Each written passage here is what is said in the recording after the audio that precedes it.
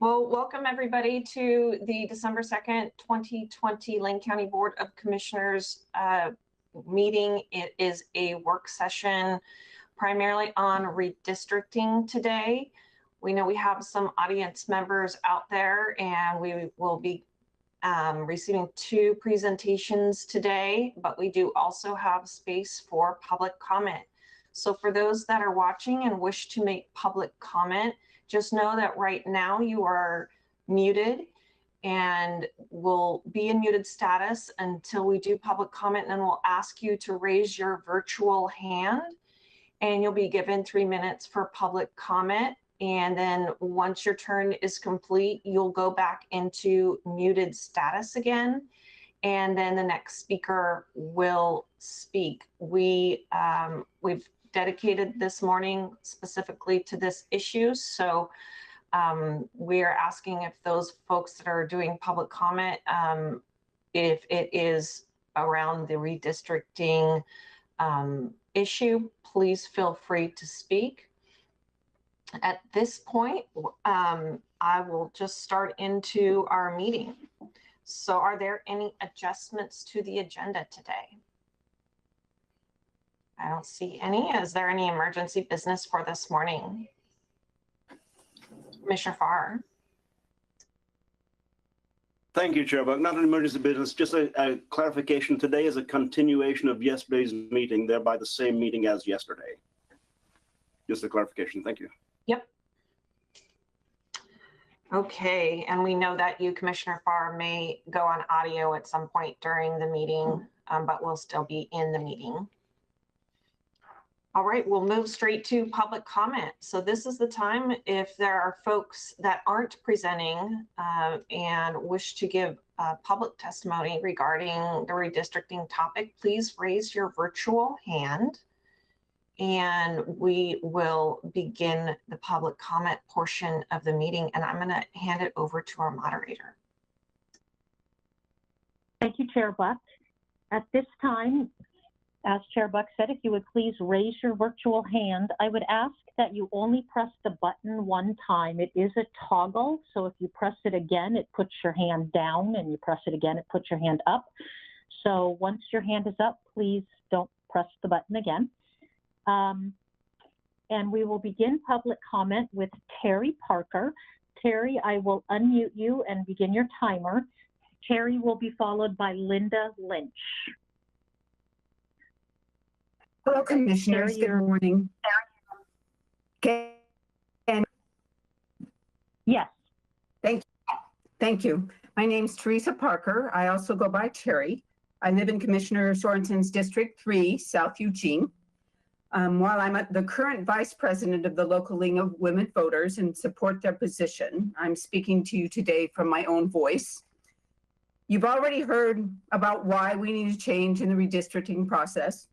You have suggestions and counter proposals detailing how before you, and you're aware of the urgency of when your process needs to be ready to roll, given that the delay in the census will result in a compressed timeline. I'm here because it isn't only members of Congress and state legislators, but county and municipal offices that are elected by voters grouped into districts. The choices that voters have depend on district lines drawn during redistricting. Redistricting affects political power.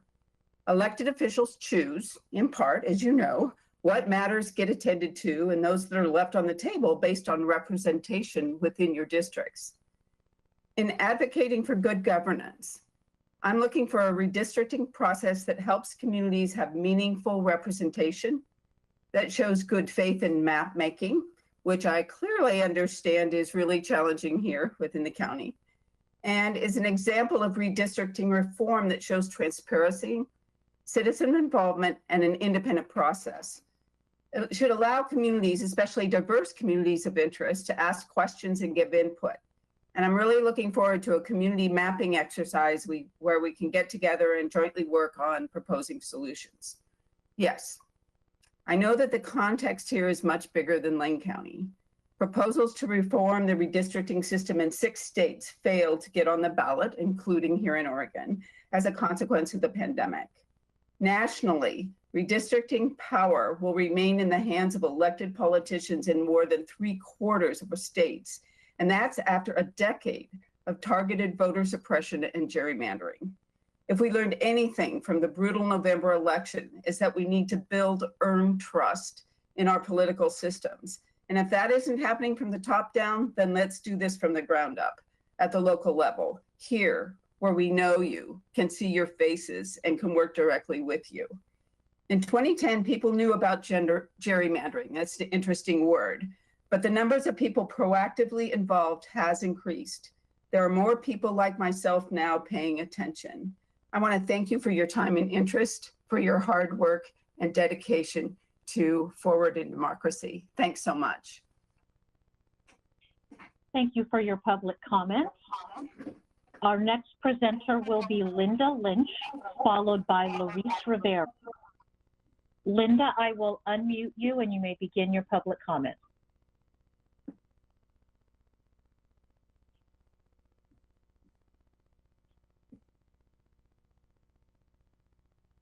Linda, can you hear us?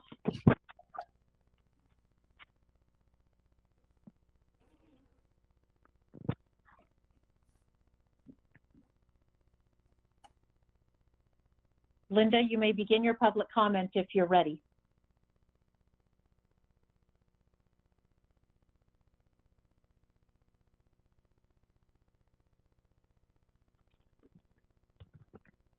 Sounds like we have an audio issue. Maybe we can move to the next person and then try again.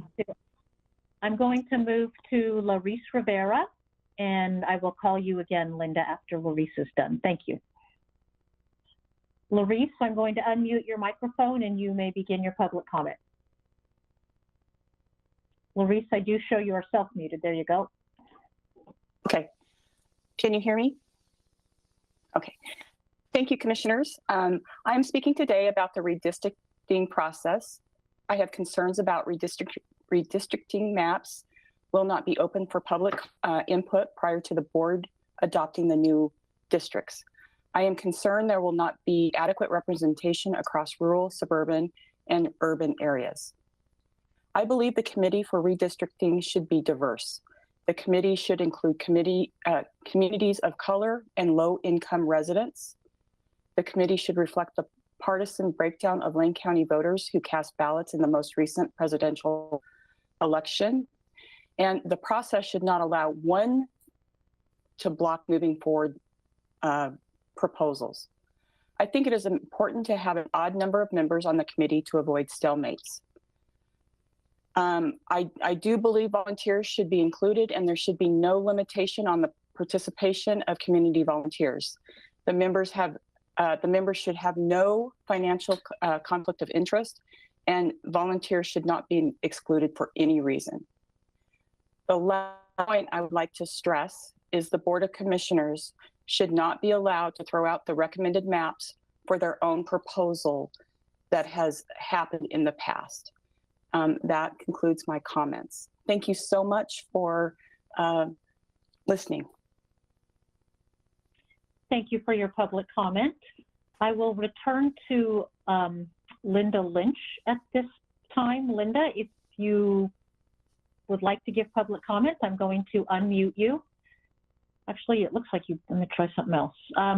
Linda, I'm going to switch to Paula Grisoffi and we'll return to you after Paula. Paula, I will unmute you and you may begin your public testimony. Paula, it looks like you're self-muted.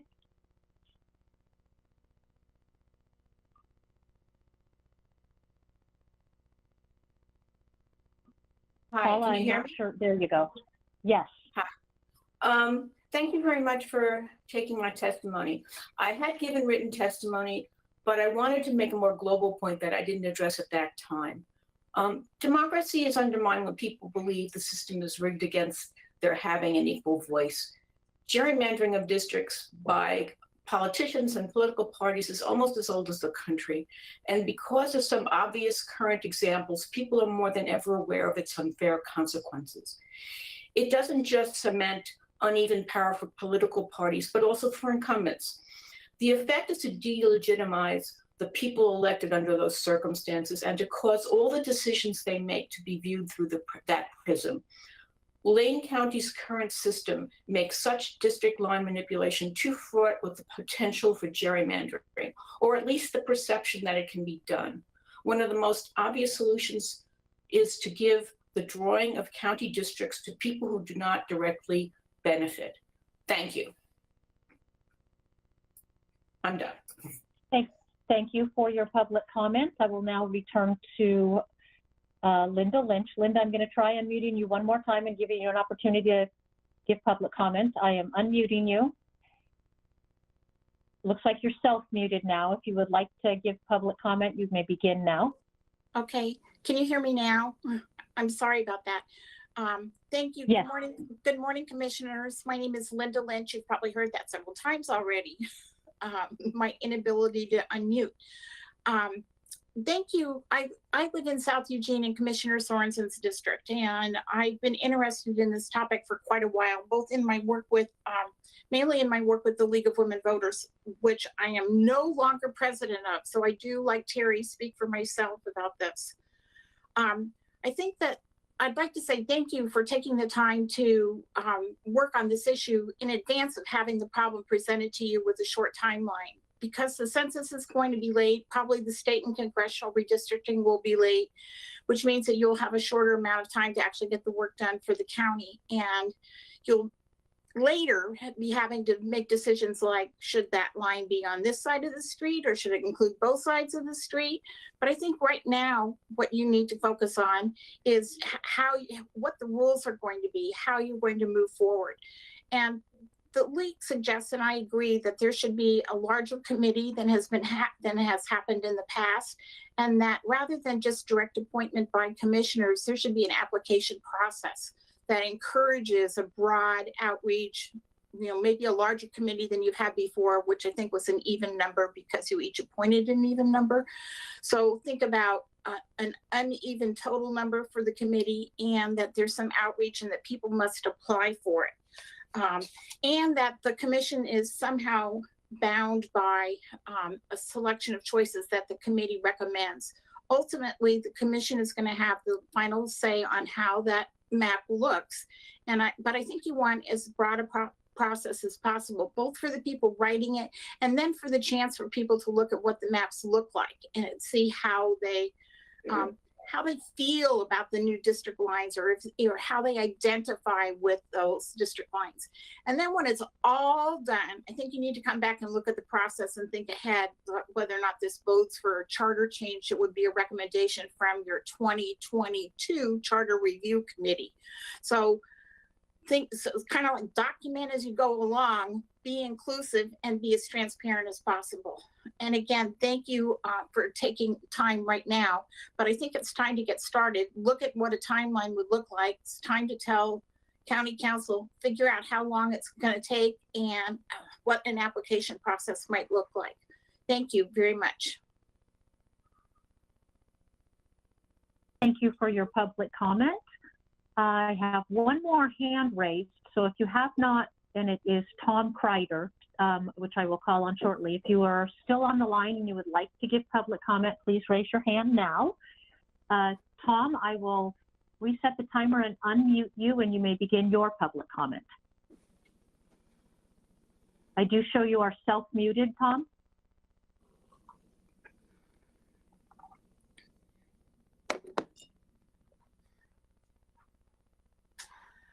Tom, I'm not sure if you can hear me, but you are self-muted and I cannot, you need to do something on your end to be heard. There you go. Okay, good morning. My name's Tom Kreider. I'm a resident of Eugene and live in District 4. My purpose today is to propose that the Lane County Board of Commissioners schedule a work session with the purpose of aligning the entirety of Lane County with the ordinances of the cities of Eugene and Florence by passing a ban on polystyrene containers associated with the food and beverage services. By doing so, the Board of Commissioners would be eliminating a significant source of litter and environmental contamination. Here are some facts concerning polystyrene especially when it's used as polystyrene foam. The size and volume of the restaurant and beverage use of polystyrene is virtually impossible to recycle. And as a result, the majority of polystyrene foam ends up in either the landfill or as litter. As litter, it then breaks down into its component beads, which contaminate both our terrestrial and aquatic environments, which then create a greater cleanup problem because it never biodegrades and continues to accumulate. The broken up polystyrene pieces have the potential to be ingested by humans, domestic animals, and wildlife.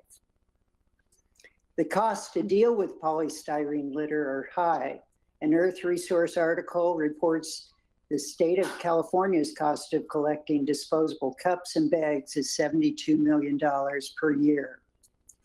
A 2011 study estimates that plastic products such as polystyrene foam comprise 90% of all floating marine debris. The styrene molecule is derived from benzene. The Department of Health and Human Services, the International Agency for Cancer Research, and the EPA have determined that benzene is carcinogenic to humans. The manufacturing process of polystyrene causes a lot of greenhouse gas because of the CO2, which is released in the atmosphere. In conclusion, I believe that all the residents of Lane County believe that we live in a county that values health, wellness, and social responsibility. I would like to urge all of you to schedule a work session with the purpose of exploring and initiating a polystyrene ban that extend the Eugene and Florence polystyrene bans to include the entire county. I thank you for your time and look forward to hearing about your work in this area. Thank you for your public comment. At this time, I do not show anyone else has their hand up for public comment. If you would like to speak and you have not, please raise your hand now. Chair Buck, I believe that is the end of public comment. I will return the meeting to you. Thank you very much. Appreciate everybody's public comment. And just a reminder, today we're focused on redistricting, but we appreciate everybody's time to speak. We're going to move into our presentations. So this is item 4A, our redistricting work session presentations. We have two parties that we know are presenting today. First will be Chris Wigg from the Democratic Party of Lane County. And then we will move to a presentation from the League of Women Voters. I will turn this over, I believe, to Mr. Dingle, County Counsel, to begin. If that's not the right person, please let me know how we should facilitate the meeting. I think Ms. Jones has their material loaded up, and I think she's the one that's in control at this point, and she has a timer. So we'll hear first from, is it Mr. Wigg? Is that who's going to go first? Yes, Mr. Wigg, this is Diana. You can bring your camera up now, and I have made you presenter.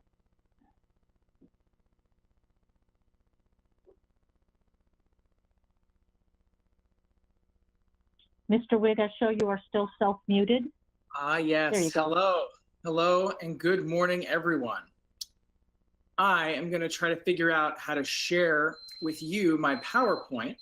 And there goes my coffee maker. I hope that everybody is doing well this morning. My name is Chris Wigg. For the last 6 years, I have served as chair of the Democratic Party of Lane County. And can you see my screen? We see a white screen. White and green. Just white, a blank white screen at the moment. Okay. I will have this for you in just a moment. I apologize.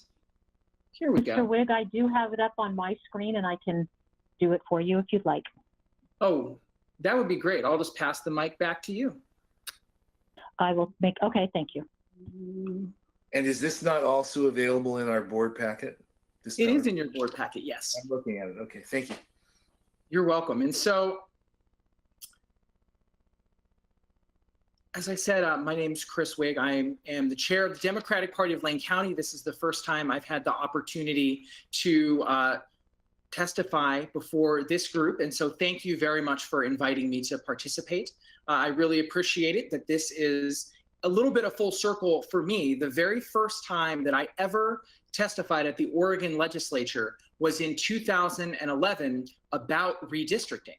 And that year, there was, of course, shenanigans afoot. One of the redistricting maps, the thing I remember about it is the district line for House District 14 was the street where Val Hoyle's house was on the other side of the street of the district. And so that's the thing I remember from that year. And so can we go forward one slide? That the DPLC, we're very honored that you care what we think and that we were invited to participate today. So I threw up a slide about the basics of redistricting. You all already know this process of realigning district boundaries to account for population shifts over time. We do it every 10 years using population data from the decennial census. The Oregon legislature is responsible for the congressional, state senate, and state house district maps. And you, the Lane County Board of Commissioners, are responsible for creating the county commission district maps. Can we go to the next slide, please? And so the DPLC involvement in this process, I was not chair 10 years ago, so I do not know what amount of involvement we had. I do remember that when I was in graduate school at the University of Oregon, the very first time that I ever met Commissioner Sorensen was I interviewed him for a story that, if you look on KVAL, is still up there, that is about the redistricting process for Lane County at that time for KVAL's website. And that now as chair, I get to come and talk to you about it, which is really exciting. Commissioner Sorensen, also, I owe you some thanks for reaching out to me in April of this year to invite me and invite the DPLC to participate in this conversation about redistricting just as it was starting. And so I didn't want to just come here and pretend that I know everything, because that is, I found, generally unwise. And so the DPLC, we formed a redistricting committee to study redistricting in Lane County and Oregon and prepare a report to submit to you, which I have sent to you. The committee was composed of registered Democrats who represent all 5 of the county commissioner districts and all 7 state house districts. And so we thought it was really important to have geographic diversity on that committee of people from rural areas, people from cities, the smaller cities outside of Eugene, and people from Eugene and Springfield on that committee. That there was good representation also of business owners, local business owners, small business owners, union members, members of AFSCME, SEIU, and OEA, not in their official capacities, of course, but members nonetheless were able to participate in that committee, retirees, some recent graduates from the University of Oregon, or relatively recent. So the breadth of that committee was pretty strong. And then I was able to submit a memo to you in September that had that report in it, and I resubmitted that report in my memo for this meeting, so that if that looked familiar, it wasn't deja vu. I actually sent you the same memo twice, so you would have it to prepare for today's conversation. Can we go to the next slide, please?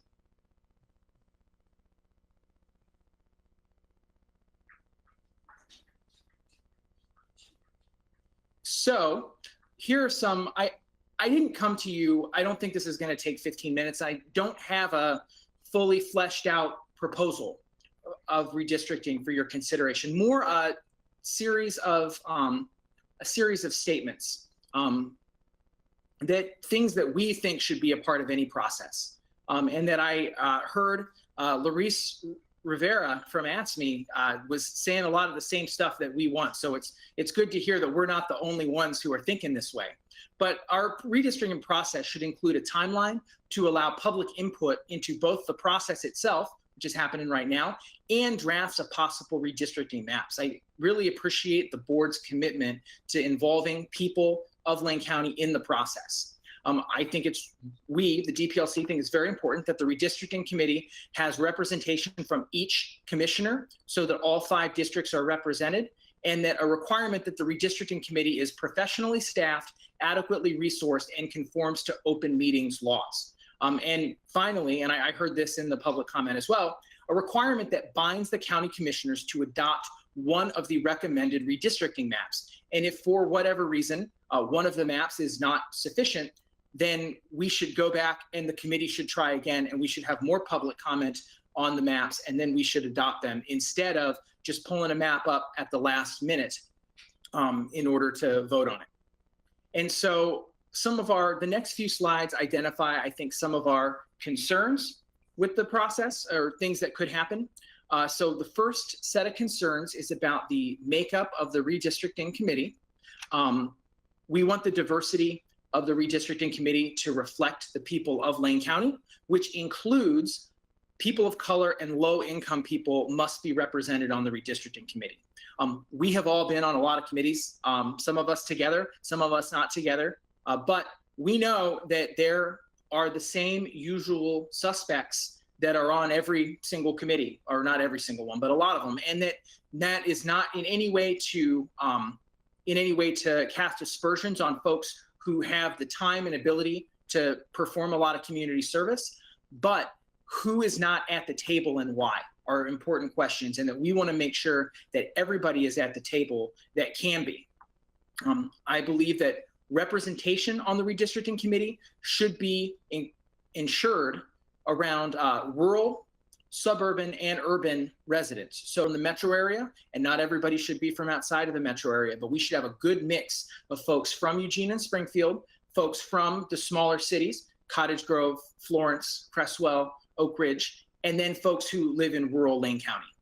And then the makeup of the redistricting committee, we believe, should reflect the partisan breakdown of Lane County voters who cast ballots in the most recent election for president, or in 10 years from now, if this works, then for governor in the most recent decennial election. And we think that the number of folks voting is the best measure of the kind of the political climate of the county, because as we know, one of the results of motor voter, one of the good consequences, we registered everybody to vote, but one of the unanticipated consequences is, because we registered a bunch of people to vote who are not interested or wanting to vote, that we are not adequately, when we pull partisan data, we're not reflecting necessarily the will or opinions of the electorate. And so who actually votes, we think, is a better and more accurate measurement of the will of the people, so to speak. Can we go one slide farther? So appointment to the redistricting committee. We believe that each commissioner should select one individual from their own district to serve on the committee to ensure geographic diversity, and then that the remaining directors should be, or the remaining members of the committee should be selected by a majority vote of the Board of Commissioners, and that we want to do that to maintain accountability to the voters. One of the concerns about using a separate appointment process is that if you choose another, whether it's retired judges, counselors, whomever, that's a group of people who's not accountable to the voters, and that the voters are not able to have their say and use their voice. And so we think it's really important that you, who are elected by the people, are the ones who make the final decision about who is on the committee, and that the number of the members needed to ensure that those representation goals that we talked about, that those can be set in the ordinance. So whether each of you appoints one person for a total of 5, and then you appoint 3 more for 8, 4 more for 9, 11, 15, however many people you think need to be on the committee, it can be flexible enough to give you the ability to respond to the needs of your constituents and do that. Can we go to the next slide? So eligibility to serve on the redistricting committee is another concern. It is our belief that all registered voters in Lane County should be eligible to serve on the committee, regardless of their party affiliation, length of residency, or past history of political participation, including government service or campaign contributions. That includes government employees, that includes sitting or retired or future elected officials. Voters should only be removed from consideration if they have a demonstrated financial conflict of interest. and that if more restrictive criteria are set that removes some voters from consideration, like some of the proposals that are out there, that volunteers and family members, which is often referred to as people who live in the same household, should not be excluded for any reason. That people have the ability, I think, to participate as much as possible. And I find that it is one of the most unfeminist ideas ever to hold someone's spouse's participation in an activity against them participating in it, unless there is a demonstrated financial conflict of interest. Can we go to the next slide, please? And then just a couple of miscellaneous concerns that don't really fit into a bucket. No redistricting method should allow one group to block moving forward. Having an odd number of people on the committee would prevent a stalemate and allow the process to progress. And so, you know, if there's not a majority vote, we should come to a consensus about what would pass a majority vote, but we should not have the ability to block and stalemate and obstruct in the process. Any proposal should include a method to choose qualified people who have knowledge of the community and the county and the ability to understand maps, complexity of voting, and the structure of government to serve on the redistricting committee, meaning that I don't think that it's appropriate for random selection of applicants. I think it's important that the board select people based on representational goals and the skills, characteristics, and traits of each individual. And while retaining the final authority to maintain accountability to the voters, county commissioners should be required to select a map that is approved by the redistricting committee instead of substituting their own map during the final approval vote. Can we go to the next slide? Okay. We're about to wrap up and switch over to questions. I hope that was less than 15 minutes. Thank you for inviting the DPLC to participate in the redistricting process and for everything you do to serve Lane County. We appreciate you. And the last thing that I will share is not a part of the report, but is something that I have observed. And I have observed this primarily in my long association with my close friend and mentor, Senator Lee Beyer. I was Senator Beyer's campaign manager, man, 6, 7 years ago now. It's been a while. And I've worked with him very closely ever since. And something that I have learned from him is that elected officials, from city councilors, county commissioners, state reps, state senators, the governor, everybody, in my experience, that you take representing the needs of your constituents very seriously and that you are very committed. It's one of the things that in a kind of a dark time gives me a lot of faith in our form of government and our, democratic republic, is that our elected officials, especially in Oregon, care about doing their jobs. And that includes Republicans, Democrats, and elected officials who are not affiliated with a party. And it includes elected officials who have positions that are designated as partisan and positions that are designated as nonpartisan. And one of the things that Senator Beyer has taught me is that elected officials responding to the needs of their constituents can have great benefit when the areas that they represent are diverse. And by that, I mean comprised of both urban and suburban and rural areas, because that way the elected official, in this case, the state senator or the commissioner, is not just hearing from one constituent in one area with the needs of one area, but that they are having to hear the needs of people across a broad range of interests, activities, occupations, land use designations, and that they're able to, contemplate upon that and make decisions after considering the needs of more than just a narrow slice of the electorate. And so, not in the DPLC report, but I would personally encourage you to make sure that all 5 districts include parts of the metro area, include at least one of the smaller cities in Lane County, and include rural areas as well. I think that it would be of great benefit to your understanding of the constituents, and to especially, we have some pretty experienced commissioners right now. So when someday your successors, when they are coming into the job with the expectation that even if you're from South Eugene, you must respond to the concerns of rural residents of Lane County. And even if you live out in, the Coast Range, that there are folks in Bethel to whom you also represent. And I think that West Lane district is drawn pretty well in that respect.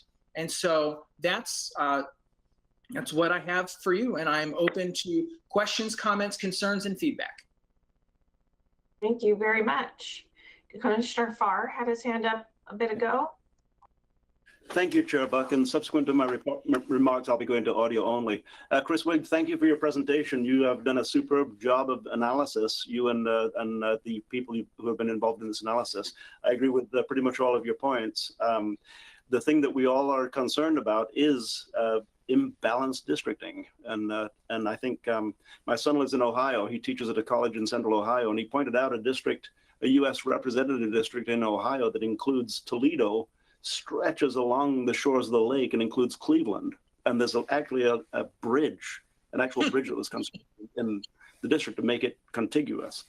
Now, I'll also point out in our own state, District 11, I pointed out very often that was gerrymandered pretty clearly in 2000 when the redistricting was done. It was the districting process failed at the time, and the Secretary of State ended up having to personally redraw the districts.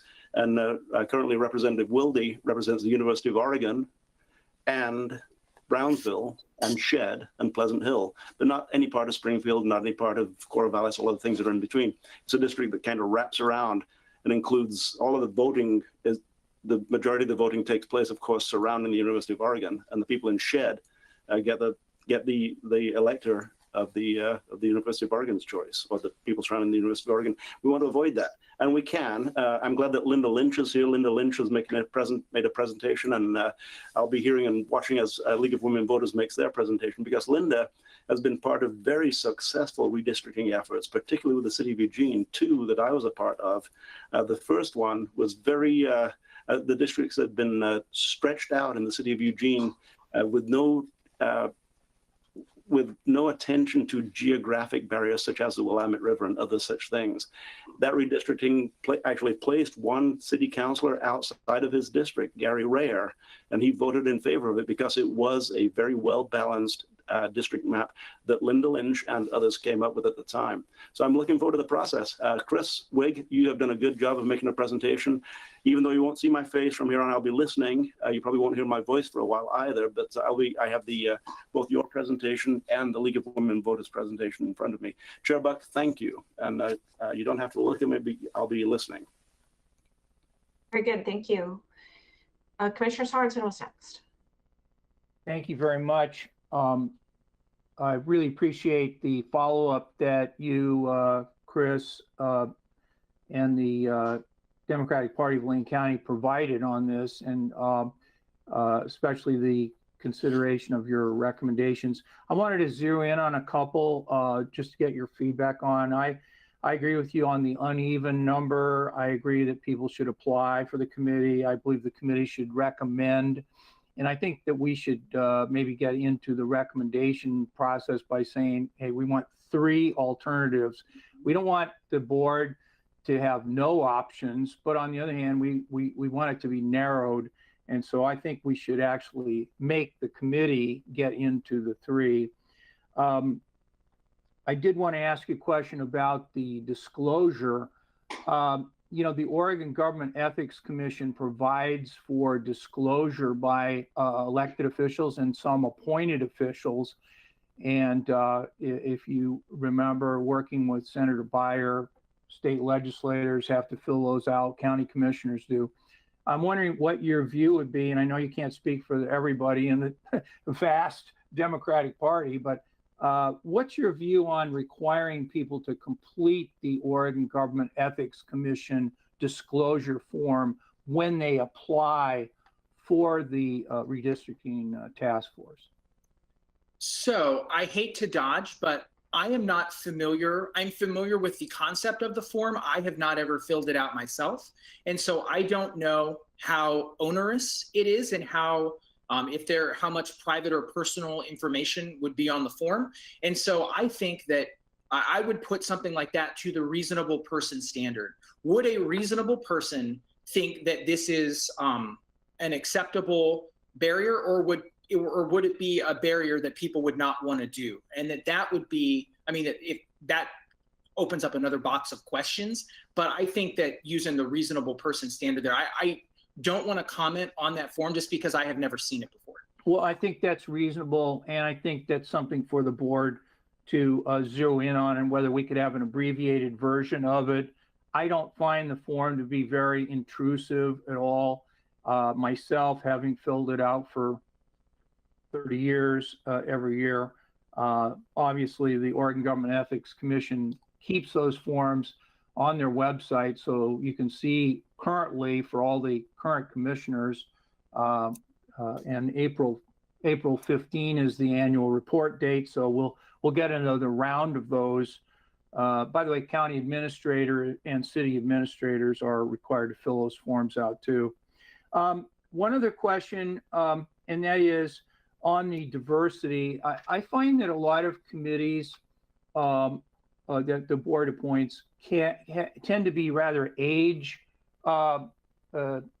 biased in that young people don't have the time or aren't encouraged or aren't aware of it. So the age diversity within Lane County is not there, and the income diversity. How would you try to approach the fact that we have more middle income and upper income people and not as many lower income people, and we have more older people and less younger people? How would you address that in terms of the number of appointees? Would you expand it to 9 appointees, 5 from the board, and 4 at large? How would you expand the ability to get more younger and poorer people on the task force?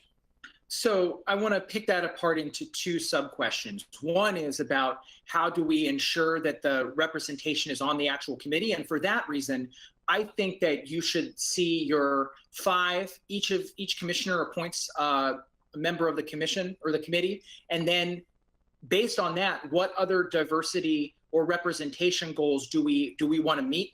And then from that point, the board can decide if there needs to be 4 additional members or 6 or however many the board thinks is appropriate. I think that you should have the ability to set a committee that meets the goals that you set for your representation goals.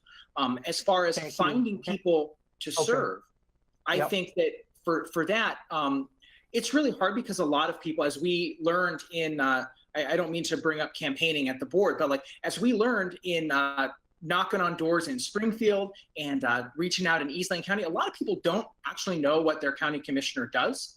It's not like the legislature or the city council where the duties are super duper defined, because the Board of Commissioners covers so many different areas. And so one of the things that we can do is use the breadth of your experience as a strength and to reach out to our allies, people who involve young people in their groups, and encourage them to help to meet these representation goals. I'm thinking of groups like the NAACP has a very active youth chapter.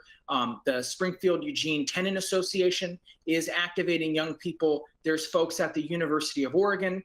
There could be folks in other groups. I'm of course more familiar with the groups in the Democratic roughly coalition, but I don't think that we should limit just to like the people I said, that we should also look to more rural or conservative interest groups that involve young people and invite them to participate and to see who is interested. And that if I can be of service to the board in any way of getting the message out, please let me know and I will help to the best of my ability, even if it involves reaching out to people who don't agree with me on all the issues.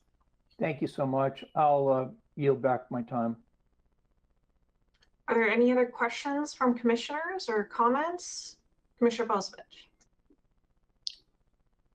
Thank you. So I appreciate the presentation, Chris. I'm struck by what seems to be a conflict in some of your recommendations. There, one of your strong recommendations was to have diversity in the committee, particularly underrepresented groups, people of color, and folks of low income, yet you're calling for a process that basically gives complete control of the committee over to whoever has the current majority on the board. You're asking for board members each to appoint somebody, which is going to tend to favor whoever, it controls the majority of the board at the time, and then the majority board vote to appoint the additional members. And one of the things that is a great concern about redistricting process is the control over that process by current majorities in whatever elected body is dividing up those districts. And I'm a little, the part that intrigues me about some of the League of Women Voters proposals has been to take the appointment process somewhat away from that board majority, give it to some kind of body that can be seen as not having interest, like retired judges or some other retired elected official or something like that, and not have so much control by the board. So I'm a little concerned about that. And I have to say, I disagree with your concept of splitting up districts to contain each piece, because it dilutes the rural voice.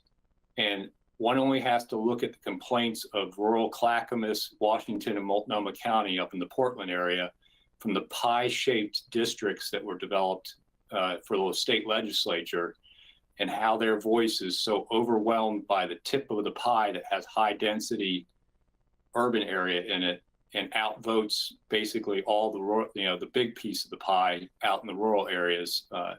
And I have concerns about recommendations to change that. And our charter was written specifically to make sure that there was rural representation in creating the East and West Lane districts, and having, 3 urban districts and 2 rural. So, there's still recognition that there's more people in the urban areas, and they're going to probably control the majority of the board pretty much anyway. But so there's a couple conflicts there in wanting diversity, and then putting control of that board of the board majority having to control to basically control a majority of the redistricting committee, which means it'll just reflect the board's majority opinion, and continue to set up districts that will be meant to continue the power of that current majority.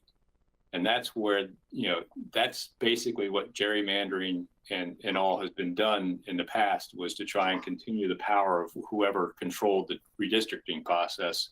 And I'm a little concerned that there's kind of a conflict between wanting representation from minority voices, but then handing control of the committee over to the majority of the board that is in power at that time. Chris, right before you reply, I just want to get an okay from the board. Commissioner Burney also has a question and wants to speak, and we have only 2 minutes left. We could give extra time for response for both presentations if that's agreeable to the board, to make sure everybody has time to ask a question. Is that okay with everybody? Very good. Okay, I'll hand it back to you. So I guess I don't see a conflict between empowering voices of people who are not always sitting at the table, BIPOC communities, low-income communities, and appointment by the board majority. I don't see that as a conflict. I don't dispute that someone else may see it as a conflict. I also would say that the way that the districts are drawn, Commissioner Farr referenced House District 11, Commissioner Bozovich referenced the districts in suburban Washington and Clackamas counties. I would argue that the drawing of those districts is a strength, not a liability. And so that is almost exactly what I would envision as a successful district. Now, I'm one person who lives in Lane County. I'm not on the Board of Commissioners, and I don't have a vote at the end of the day on what the districts are going to be. And so this is the feedback of one person and one organization for you to consider, along with all of the other voices, and I hope that the conversation is robust.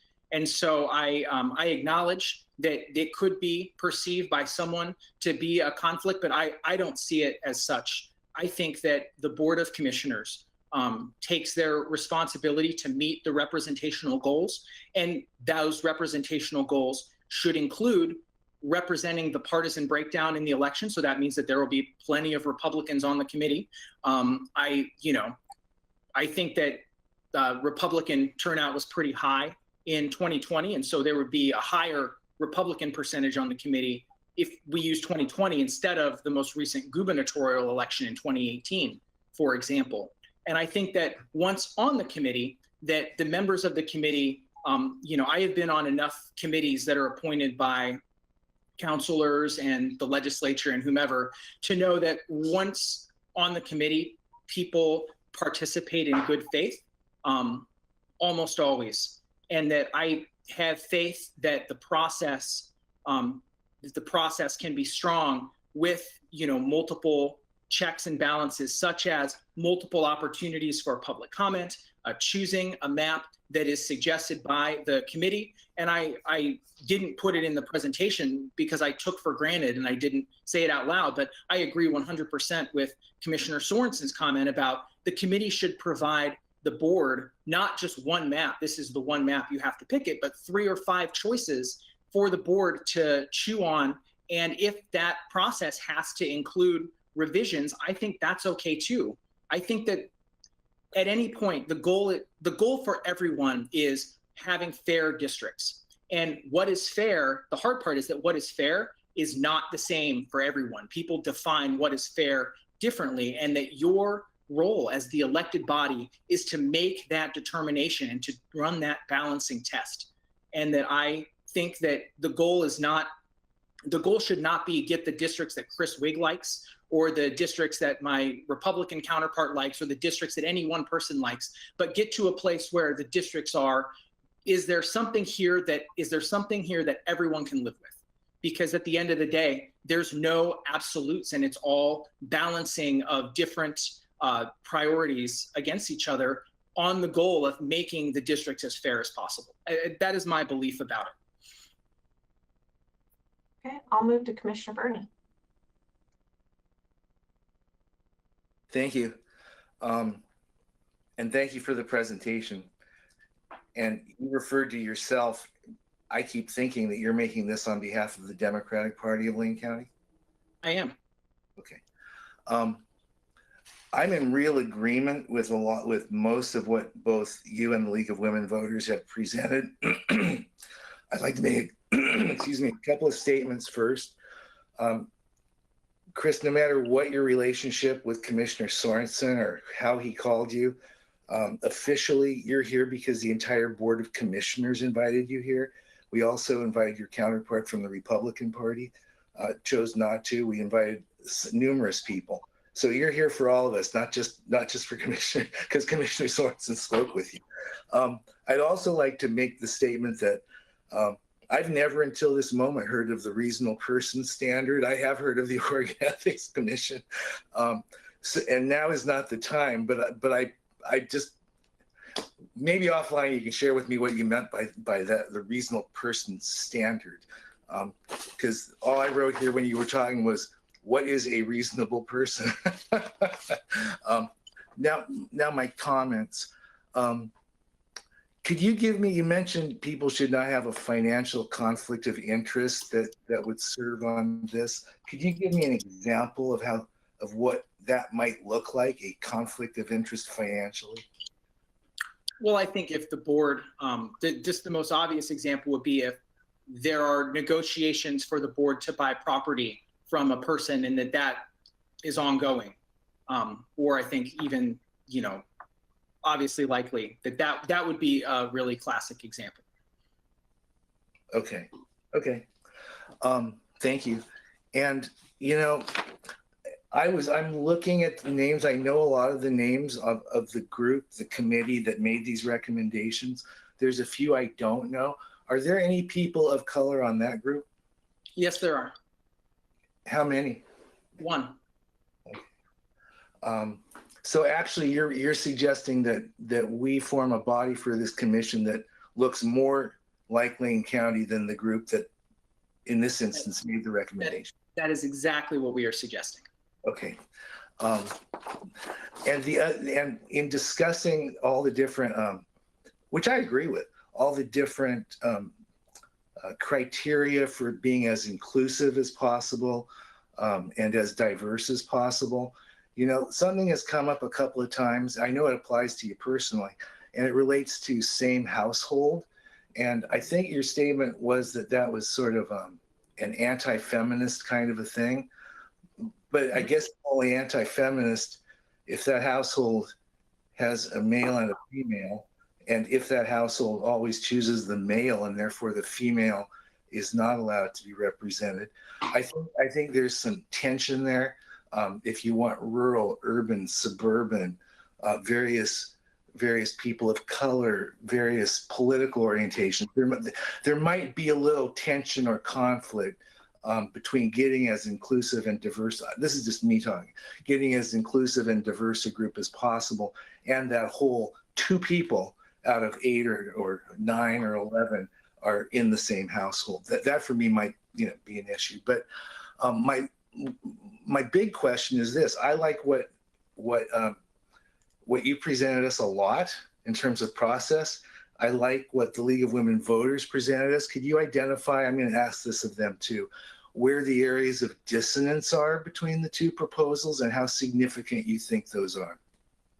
Sure. And so, quick clarification, by the same household, what we were referring to was the same household as a person who has been disqualified from serving, not 2 members of the committee from the same household itself. Oh, thank you very much. That clarifies it. Forgive me for making that assumption. Oh, no, it's okay. I may have been unclear.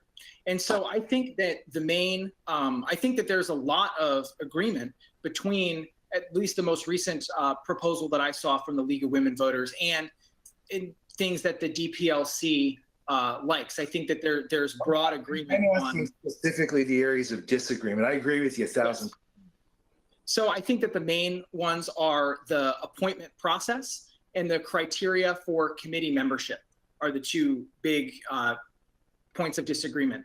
The most obvious one is that we feel very strongly that the Board of Commissioners should appoint the members of the committee to maintain the accountability to the voters, and that is not what has been suggested, at least in the most recent proposal by the League, and that I saw that could have changed since then. And so I think that that's the biggest one. I think that both groups support broad community conversation, diverse members of the committee, and I heard both groups supporting that the final map should be approved by the Board of Commissioners. It has to be one of the ones that the redistricting committee suggested and not its own map. So that those are the areas of agreement, but I think the biggest one is how to construct the committee itself. Thank you very much. Thank you, Chair. Very good. Any other final questions or comments? We added 10 minutes to this and we'll do the same for the League. Commissioner Farr. Thank you, Chair Buck. And as you can see, I am back on video and I'll remain on video through the meeting. Just a quick yes/no question for Chris. Did you say that House District 11 in Oregon is fair? Did you suggest that? I believe that it is. Okay. Thank you so much for your presentation. I'm going to keep my questions and comments for our general board when we deliberate. I think everybody asked all the questions I possibly could have. So I appreciate your time and effort in putting into the presentation. We'll move now to the League of Women Voters presentation. Thanks. Thank you, Chair Buck. Thank you, members of the board.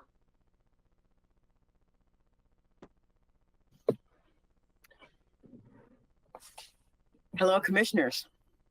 I'm Charles D. Kaler, president of the Lane County League of Women Voters, and thanks for this opportunity to further our mission of educating voters and advocating for fairness in the election process.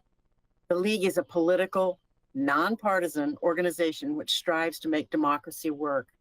It looks as though much of what we're putting in our presentation is has already been discussed, but So I'll move quickly so that we can have more time for answers. I also want to comment that league members, our current league membership in Lane County, it represents hundreds of years of political and community service.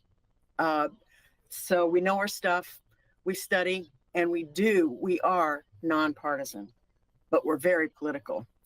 Let's begin on the slide that starts with what is redistricting. Ms. Jones? There we are. Okay. The Constitution requires that states redraw their congressional districts and state assembly districts after each federal decennial, with 10 years census, which includes districts at all levels of government. If populations within a jurisdiction such as Lane County increase or shift enough, district lines must be redrawn. In 1964, the Supreme Court decided the concept of one person, one vote should be the standard for redistricting purposes. Okay, next slide, Ms. Jones. When are the boundaries redrawn? Lane County redistricting is governed by the county charter, which provides that the Board of Commissioners shall not less than every 10 years, so not more often, initiate review of the population densities of each district and modify boundaries when necessary. The charter also requires district boundaries shall be finally adopted at least 6 months prior to any election for which they are to be effective. Next slide. Who draws the boundaries? The Lane County Charter requires the Board of Commissioners to determine their own district boundaries so as not to deny any person equal protection under the law. Next slide. What's wrong with that? Well, as has been discussed, the possibility of gerrymandering is the reason. Often described as politicians choosing their voters rather than the voters choosing their representatives. To avoid that possibility, Lane County may put into place methods to prevent such abuse or the perception of abuse. Ideally, there must not be any whiff of political partisan pressure or cronyism in the selection of a redistricting commission, or it could not be considered independent. Next slide, please. What can be done? There are many possibilities. The league favors and prefers an independent commission. Next slide, please. And how will that happen? The county could create or would create a public application process to make up a pool potential commission members. From those applicants, a panel would choose the people to serve on the commission. A selection panel could be made up of, number one, each commissioner who would select one person from their district and a group of 3 retired judges in Lane County to select 6 people. Another approach could be to have a panel of 3 retired judges or other neutral parties select all the commission members. And next slide again, please. How will an independent commission be chosen? Efforts should be made to ensure these selections are diverse and reflect the demographic and geographic makeup of the county's population, including members of major and minor parties and unaffiliated voters. And I would add to that, non-voters. You do represent them. The makeup of the commission should also reflect the broad spectrum of the county's citizens to ensure that a broad spectrum of people participate. Information requested of applicants should include where they live, their educational background and job history, their party affiliation, age, and sex. To minimize political bias, one criterion for membership on such a committee could be that no one who has held elected public office in the previous 3 years or will run for office in the 5 years following redistricting may be selected. No family members of currently serving elected officials could serve, nor should anyone who has substantially donated to a campaign for commissioner. The next slide, please. The selection process. The process to select independent commission members should be open, unbiased, well publicized, and given sufficient time to be carried out with care. The next slide, please. Oh, yeah. I call it the Independent Redistricting Commission, IRC. What do they need? Once the members are selected, their meetings should conform to all open meeting laws, be transparent, and include adequate time for public comment. Redistricting, while complex and potentially controversial, carries a significant consequences. So any independent commission will need accurate current data and to help them implement a fair apportionment. The commission should have professional staff along with access to demographic consultants, mapping technology, and required statistical information. And personally, I think that many leaguers who have served on various commissions and committees, and with the hope that meetings can be held in person, it's our experience, commissioners should be provided with tasty snacks. Next slide, please. League advice. Ideally, a charter change would have been offered to the voters in November. Other county concerns understandably took priority. A short-term solution is that the Board of County Commissioners will enact an ordinance and eventually, when time allows, allow the voters to approve a charter amendment. Next slide. More league advice. While previous county committees established for this purpose have been advisory, the ordinance should bind the county commissioners to accept one of the recommended redistricting plans. In this time of distrust in government, the league works for processes which are transparent, and particularly in Oregon, the public expects their concerns are addressed during redistricting processes. So legislation which codifies an open, transparent, and fair system will assuage the fear of political abuse. Next slide, please. When to begin? Now. Such a complex effort requires enough time to do so carefully. A good start would be a timeline to establish and accomplish all that needs to be done from the beginning of the process to the end product of a charter amendment or ordinance. Next slide, please. League help. As you know, we've got a lot of experience, and we feel that it's time to put a foundation in place that will serve the county for the future. The league commits our resources to help with efforts to educate the public on the intended purpose and process for these changes. When the commission is formed, we will return to make our criteria recommendations to actually construct the district maps. Thanks again for your attention. If time allows, I'll stick around as long as necessary to answer questions. Thank you very much for the presentation. And I just want to state that I am a member of the Lane County League of Women Voters, but I was not involved in the league's presentation or research on this subject as we've been discussing it as I've been a commissioner. I just want to make sure that that's declared. So we'll move to questions. I see Commissioner Sorensen's hands up. Well, thank you very much, Ms. Kaler. And I just want to say thank you so much for your public service, being on our Lane County Planning Commission and all the great work you've done in the community. Not to mention supplying me with my campaign manager, your son, when I first ran for the Board of Commissioners. And the other thing is I would mention is that I had a meeting with the league back in August of 2019 to get more information on this, what I will call the IRC component of your proposal. I had kind of two questions for you. One I would label as a relatively easy question and one a little harder one. The easy one is, you heard my question maybe to Mr. Wigg about the Oregon Government Ethics Commission form and the possible use of that form to not prohibit someone from serving on this committee or commission, but rather to disclose the financial conflicts of interest that the Oregon Government Ethics Commission has been, responsible for and implementing Oregon's law on that topic. And I'm wondering how you feel about my idea that we should make applicants fill out that form so we can see if there's any conflicts or not. And if there are, maybe that should be taken into consideration. If there are not, maybe we should know that there are not conflicts of interest.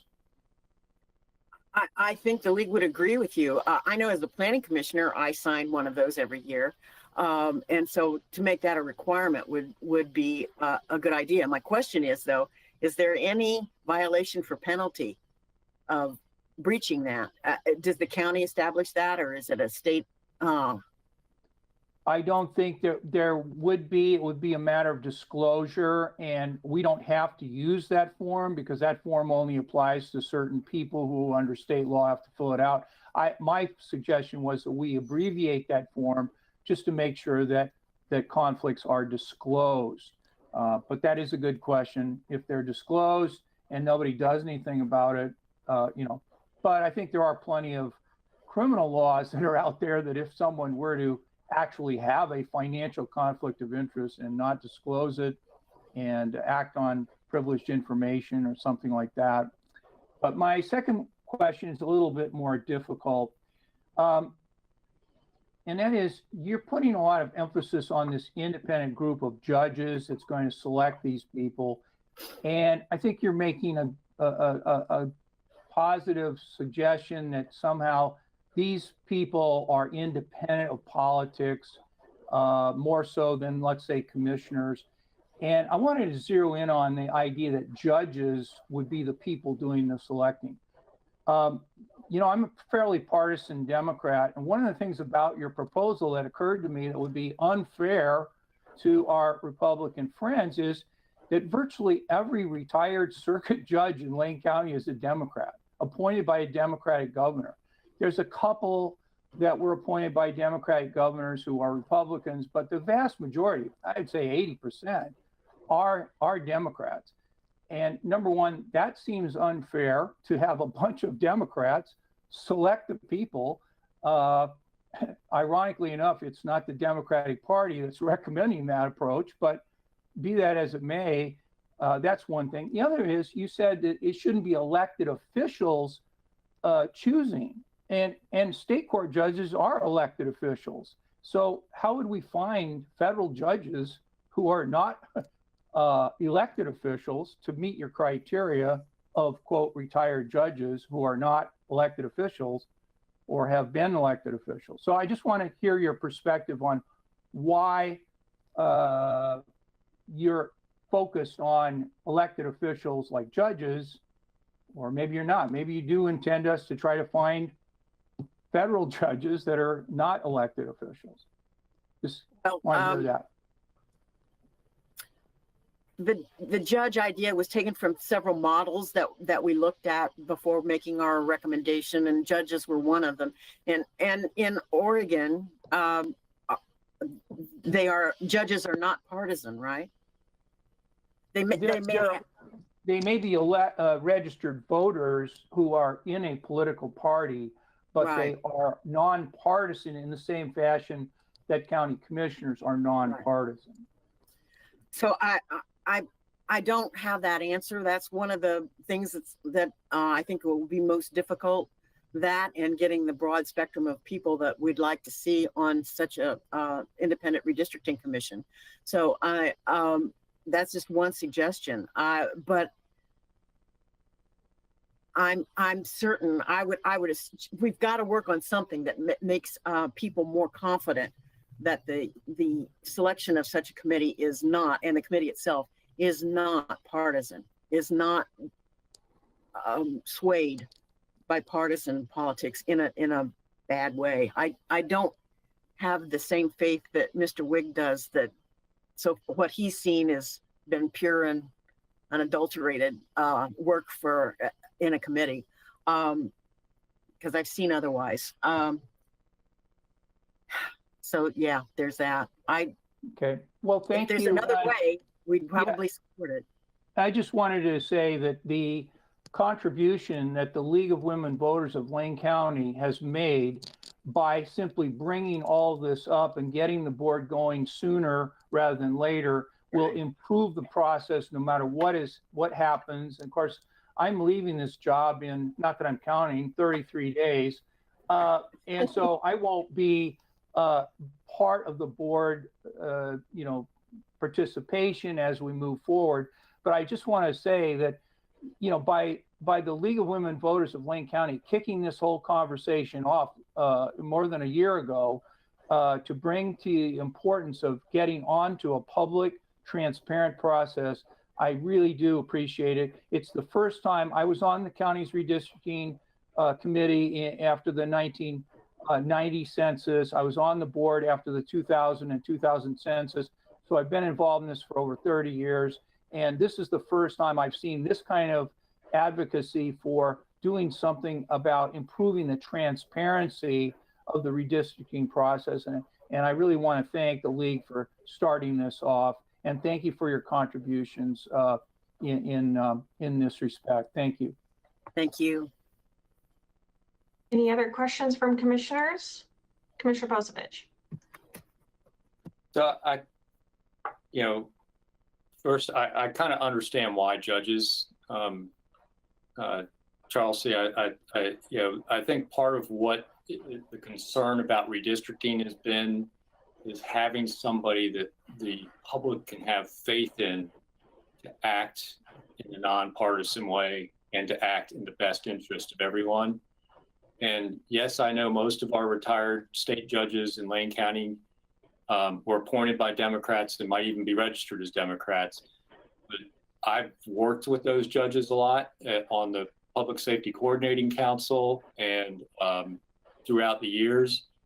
And I believe they understand the criteria and the legal background around the lawsuits of past gerrymandering to want to get people on the committee that are going to do a job that's going to follow the guidance of the Secretary of State's office and presidents in court to develop districts that, adequately go towards that one person, one vote standard, and keep, communities of interest together, don't, dilute a minority population by splitting it up into multiple districts, all the various things that can be done in redistricting that can finagle how it goes. And I think that's the purpose of trying to go to the retired judges. They're seen as independent and, a wise voice in picking the members of that committee because they're interested in a fair outcome.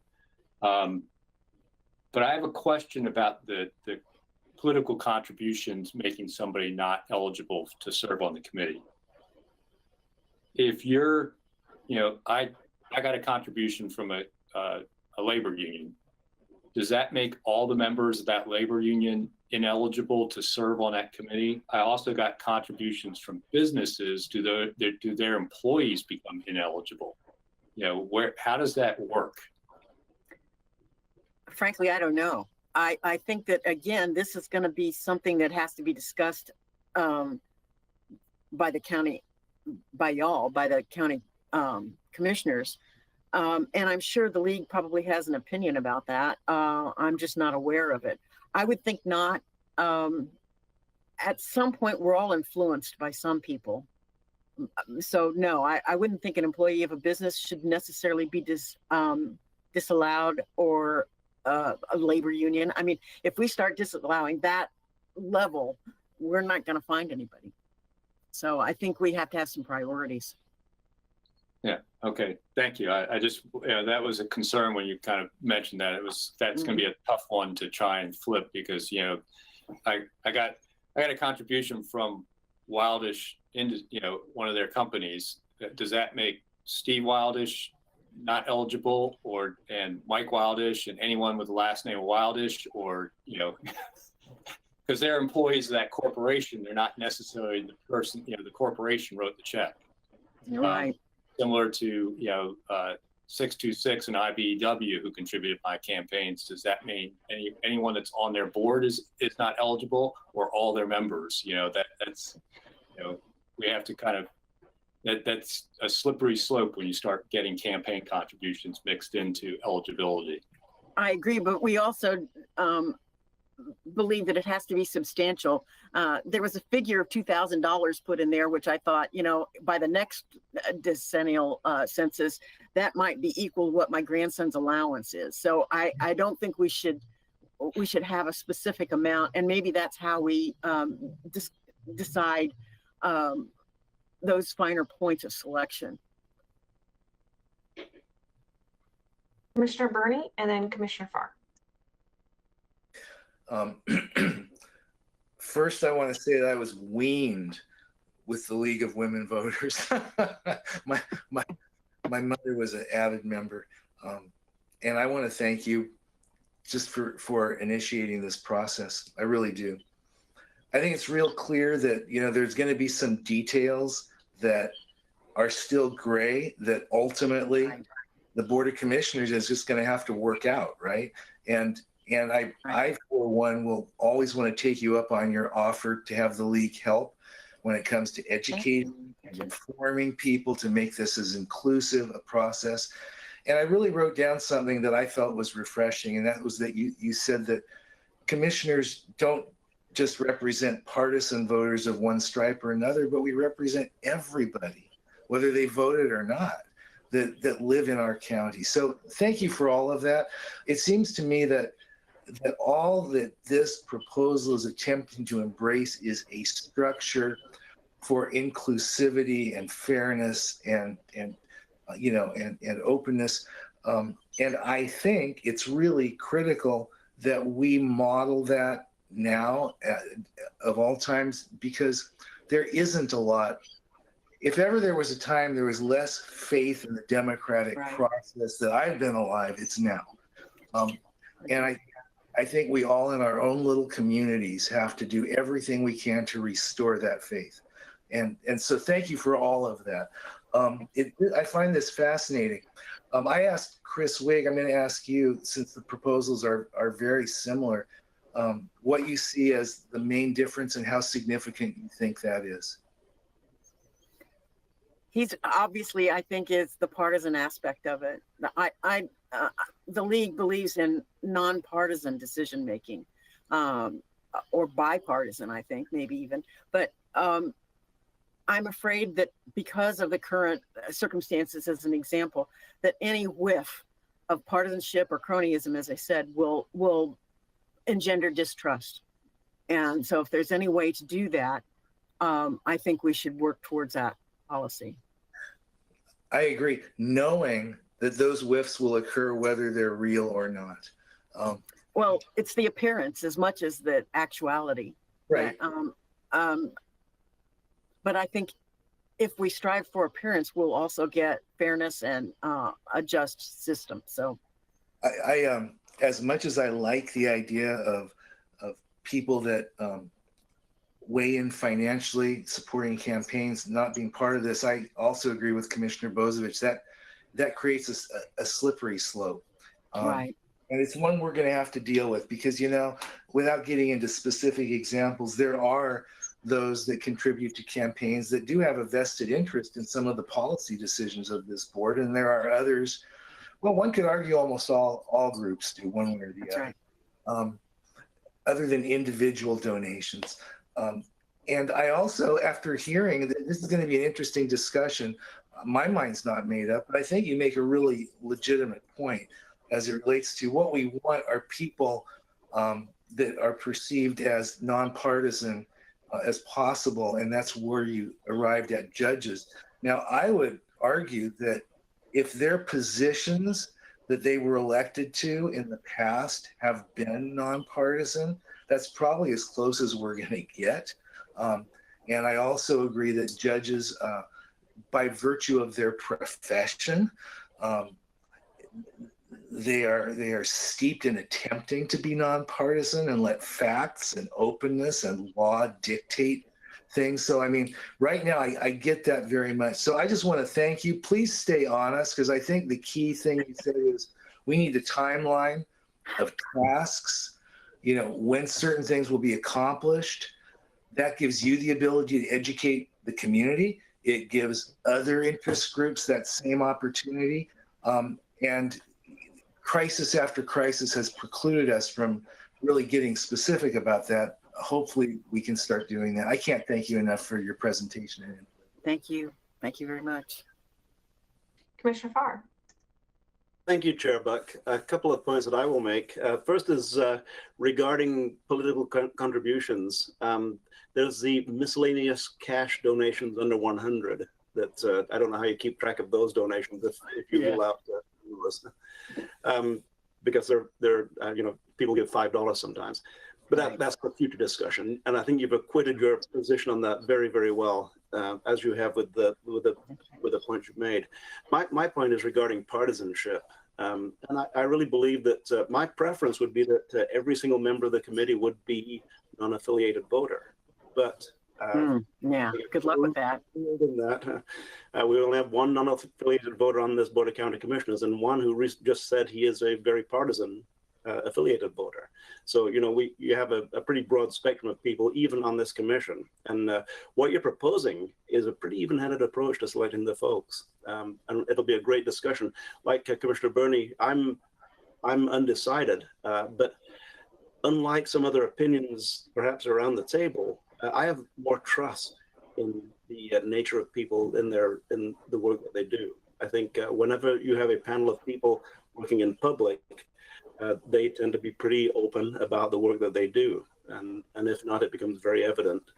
So I personally have a little more. When it's one person making the selection, like it was in 2000, obviously very political decisions and very partisan decisions were made in those selections in 2000 with the Oregon State representative and Senate districts. There have been some adjustments since then, but the adjustments have once again in those districts been made a little bit on a lopsided basis. I think that we have an opportunity, and based on your presentation in particular, I think we have an opportunity here in Lane County to set an example for not just other counties, but other jurisdictions far and wide. I understand that Multnomah County Chair Deborah Kafuri is paying very close attention to this discussion today. And so she's not the only one. So once again, thank you for your presentation. I think you've done a great job. I'm glad to see that the people who you're sitting beside today, Linda in particular, I have a great deal of trust in your ability to look at things in a nonpartisan fashion and use the word educate the public. Regarding, now most people rebel at the word education. You don't need to educate me, I'm educated. But that your intent is you're informing people on the process and how the process can be handled in the most even-handed fashion, some might call democratic fashion. And I really appreciate that. It's not easy sitting in front of a board of commissioners who may have differences of opinion with the presentation that you make, but you've done a superb job. Thanks for your work on this. Thank you. And I wanted to mention, since you brought it up, I was born and raised in that gerrymandered district in Ohio. And I almost put that as an example of gerrymandering because it looks like a duck, oddly. So, did you ever cross that bridge? Actually, that was gerrymandered after I left 50 years ago. So I take no personal responsibility for that. And I've spoken to people who live in for instance, Brownsville, who feel very disconnected with the district. Right. Yeah. Thank you. Thank you. Thank you. I do have a question or two. Other commissioners have brought up some of my questions already, so I won't repeat those, but this involves who can and cannot participate in the actual committee. And one of those that you have suggested is for those that have run in the previous 3 years and won't run for the next 5 years. I completely agree that we should not have those that are currently elected or previously elected individuals on the committee. I think that carries a lot of problems. But what if somebody ran and lost? What if somebody doesn't know in a couple of years they might want to run?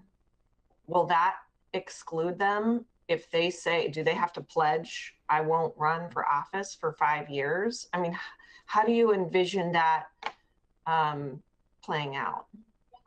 Well, we don't really. I think the county commissioners will decide how that should work. We've just got suggestions at this point and don't really need to go into the weeds from our perspective about how it will be accomplished. Just the end product will be fair or perceived as fair and transparent. So if whatever method gets us there will make the league happy, I'm sure, because I think that's the goal for most people at this point. Thank you. And the other one surrounding contributions, it's been brought up a couple of times. I feel strongly that if we're going to have people in the committee, that they shouldn't have given any of us on the current board any contributions. I think that is a hands down conflict of interest. And you had put a limit of $2,000, which I think is fair because it's going to get harder, but we need to discuss that on the board if there's a limit or just none, because as Commissioner Farr mentioned, there's people that are contributing under $100 and you can't really tell that on Orstar. And that would be hard to figure out, but I appreciate you bringing that topic up because I do feel like when we're talking about conflicts of interest, it's not just, hey, yeah, I'm in a business deal right now with this person, I'm on a committee. That's clearly a conflict of interest. But I think the exchange of contributions to current elected on a board that's going to make a decision at this particular weight is also a serious conflict of interest. So I really appreciate all the work that the league has done. I also appreciate when we ask you really specific questions, like what I just did regarding running, that you put it back and the onus back on the commissioners, because you have done a lot of work and provided the best guidelines you as a league can do. And the job is ours at this point, ours as a board, to really come up with good policy.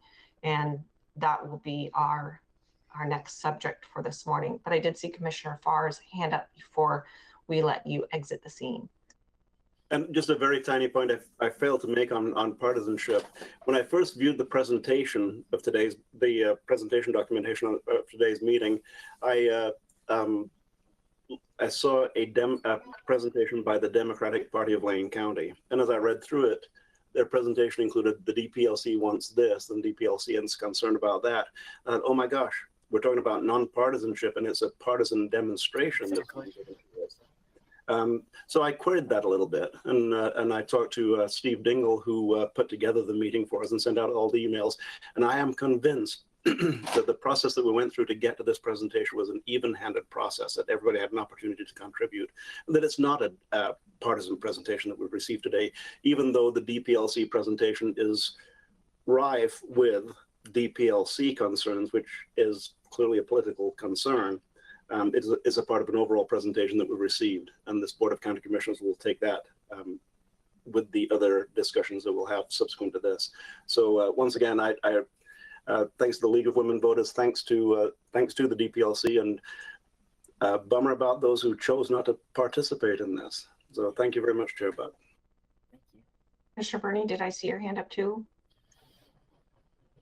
Yeah, but I think enough's been said. I'll look forward to the next discussion. Thank you. You're good.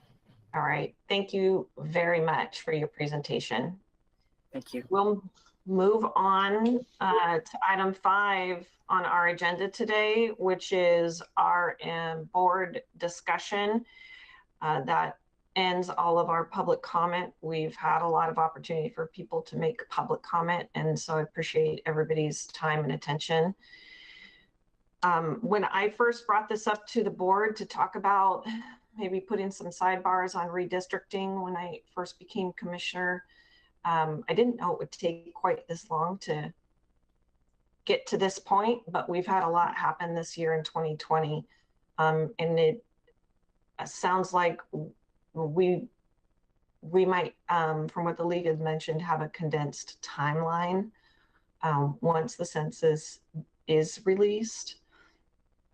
I'm gonna actually ask that Mr. Dingle talk about that a little bit, but right now, this is a time for us to give direction on the next steps for redistricting for county council. And the more we can get to a conclusion, I think the faster we can get to the timeline that is going to be in front of us. Mr. Dingle, do you have anything you want to say before we start our discussion? Chair Buck and members of the board, yes, thank you. I did want to emphasize that we did extend multiple invitations to many people, including individuals and that board members suggested, as well as the Republican Party, and they chose not to participate. So just because these two groups showed up, at the end of the day, all we can do is extend an invitation. We can't make them show up. Yeah, and the other thing is, I would say we are looking for very specific guidance. I think some of the things that have been raised today, I would just make this suggestion to the board as you pursue this discussion. And I'll use the suggestion by Commissioner Sorensen about the ethics thing as an example. The more specificity you provide, for example, I would much prefer that there be some written version of an ethics of a disclosure, as opposed to Mr. Wigg's reasonable person standard, just because there are volumes and volumes and volumes of court decisions about what a reasonable person is under whatever circumstances. And I just use that as one example. Another example was what I think by both presentations, you want the board, whatever you decide in terms of this commission or this group, you want it to be beyond reproach. And you don't want to get into a situation, at least from my perspective, where there is some dispute, where there's some theoretical interpretation about a rule where one group of people say that they don't belong on the commission and another group of people say that they do. And whenever you talk about reasonable people, there's no such animal. Everybody looks at things differently. And another example would be Commissioner Bozovich's observation and yours about the contributions. Does, if a corporation makes it, does that mean that all the employees are disqualified, or because a labor union does? Those kinds of questions really should be answered very specifically and very clearly so that everyone understands what the rules are going in. Because anything that potentially carries with it disagreement or controversy is going to undermine the credibility of whatever is ultimately produced. And staff is really looking for very specific direction on where you want us to go after this. And the other point I wanted to, because I know that it's going to become an issue, do be mindful of the financial cost or some of the suggestions that were made. That's another piece that we'd have to nail down. I noticed in the League of Women Voters presentation, they talked about having staff, having access to statisticians and other experts. Those things sometimes cost money, so there would have to be some sort of budget in addition to the staff time associated with some of those suggestions. And that's all I have. I'm just here to listen, and if I have questions, I'll certainly bring them up later. I have an initial question for you now, which is, I was not here when we did this 10 years ago and wanted a little bit of information about how the committee was formed and staffed last time.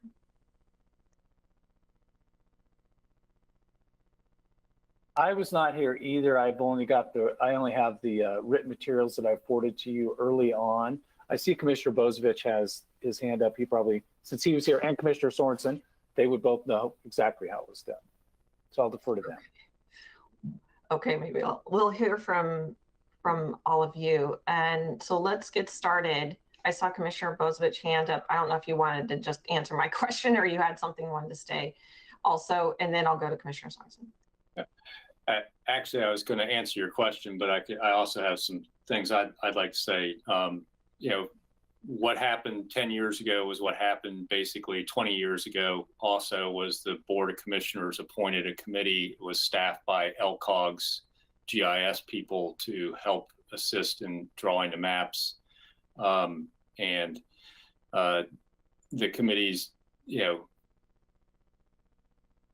had some conflicts at least 10 years ago, internal in their meetings. To at one point, I think 2 of the committee members had to be separated from having fisticuffs, and the maps came out weren't necessarily, and in both cases, both 10 and 20 years ago, the board rejected the committee's recommendations and drew their own maps up. And I sent you guys a copy of a Register Guard editorial from 2001 complaining about the 2001 process. So this isn't a new issue that our redistricting's looked at in hindsight quite often, and almost every time it's been looked at hindsight and complained about, the recommendation is to find some independent counsel to do it and bind the commissioners to accepting their recommendation. Which, so knowing that, I really like a lot of what the league's proposed around doing this. And I would like us to direct staff to develop an ordinance setting up the process the league has recommended. And I particularly like the idea of using retired judges to review the applicants and make the appointments, because it removes us from that process. It was our appointees, that ended up in basically almost fisticuffs at last time, because the appointees basically reflected, the board at the time. And I think if we can kind of pull ourselves a step away from that, I would also, I would like to see only one map come out of the committee. And the board either has to have an up or down vote on that map. And if it's a down vote, it goes back to the committee to bring back a map. Coming back with 3 maps means you're probably going to get minority versions and the ability for the commissioners to pick between those. And it still looks like we're picking our districts. That's what this is this is all come around to, the fact that there's this distrust by the voters of elected officials designing their own districts and who's going to be voting for them. And as much as we can make this independent and separated. So I'm concerned about the political contribution aspect. I kind of wonder whether it's even legal to have that as a criteria. I'm pretty sure that the future elected office thing that the league's suggesting is not legal and is a violation of a person's rights. In fact, I think that's actually was proposed at one time for some other organizations where you had to promise not to serve, and it was determined to be an illegal criteria in a prior court case. But that future commitment to not serving for 5 years, I think, is a really legally cumbersome issue. But I really like the idea of probably an 11-member or so commission that the judges review and appoint, and with some direction around trying to come up with a diverse representation, including people of color, and also providing some level of representation of both major parties and minor parties and unaffiliated and even possibly unregistered folks on the committee, because like was mentioned, we represent everybody. But I really think that they've got a pretty solid proposal. I'd like to try it out through ordinance, and hopefully we can take that ordinance and make it a 2022 charter amendment, and we can enshrine this thing into our charter. But having been involved in that last go around and knowing what happened in the previous go around with redistricting, we need to try and get ourselves away from the process and have some independent appointed commission.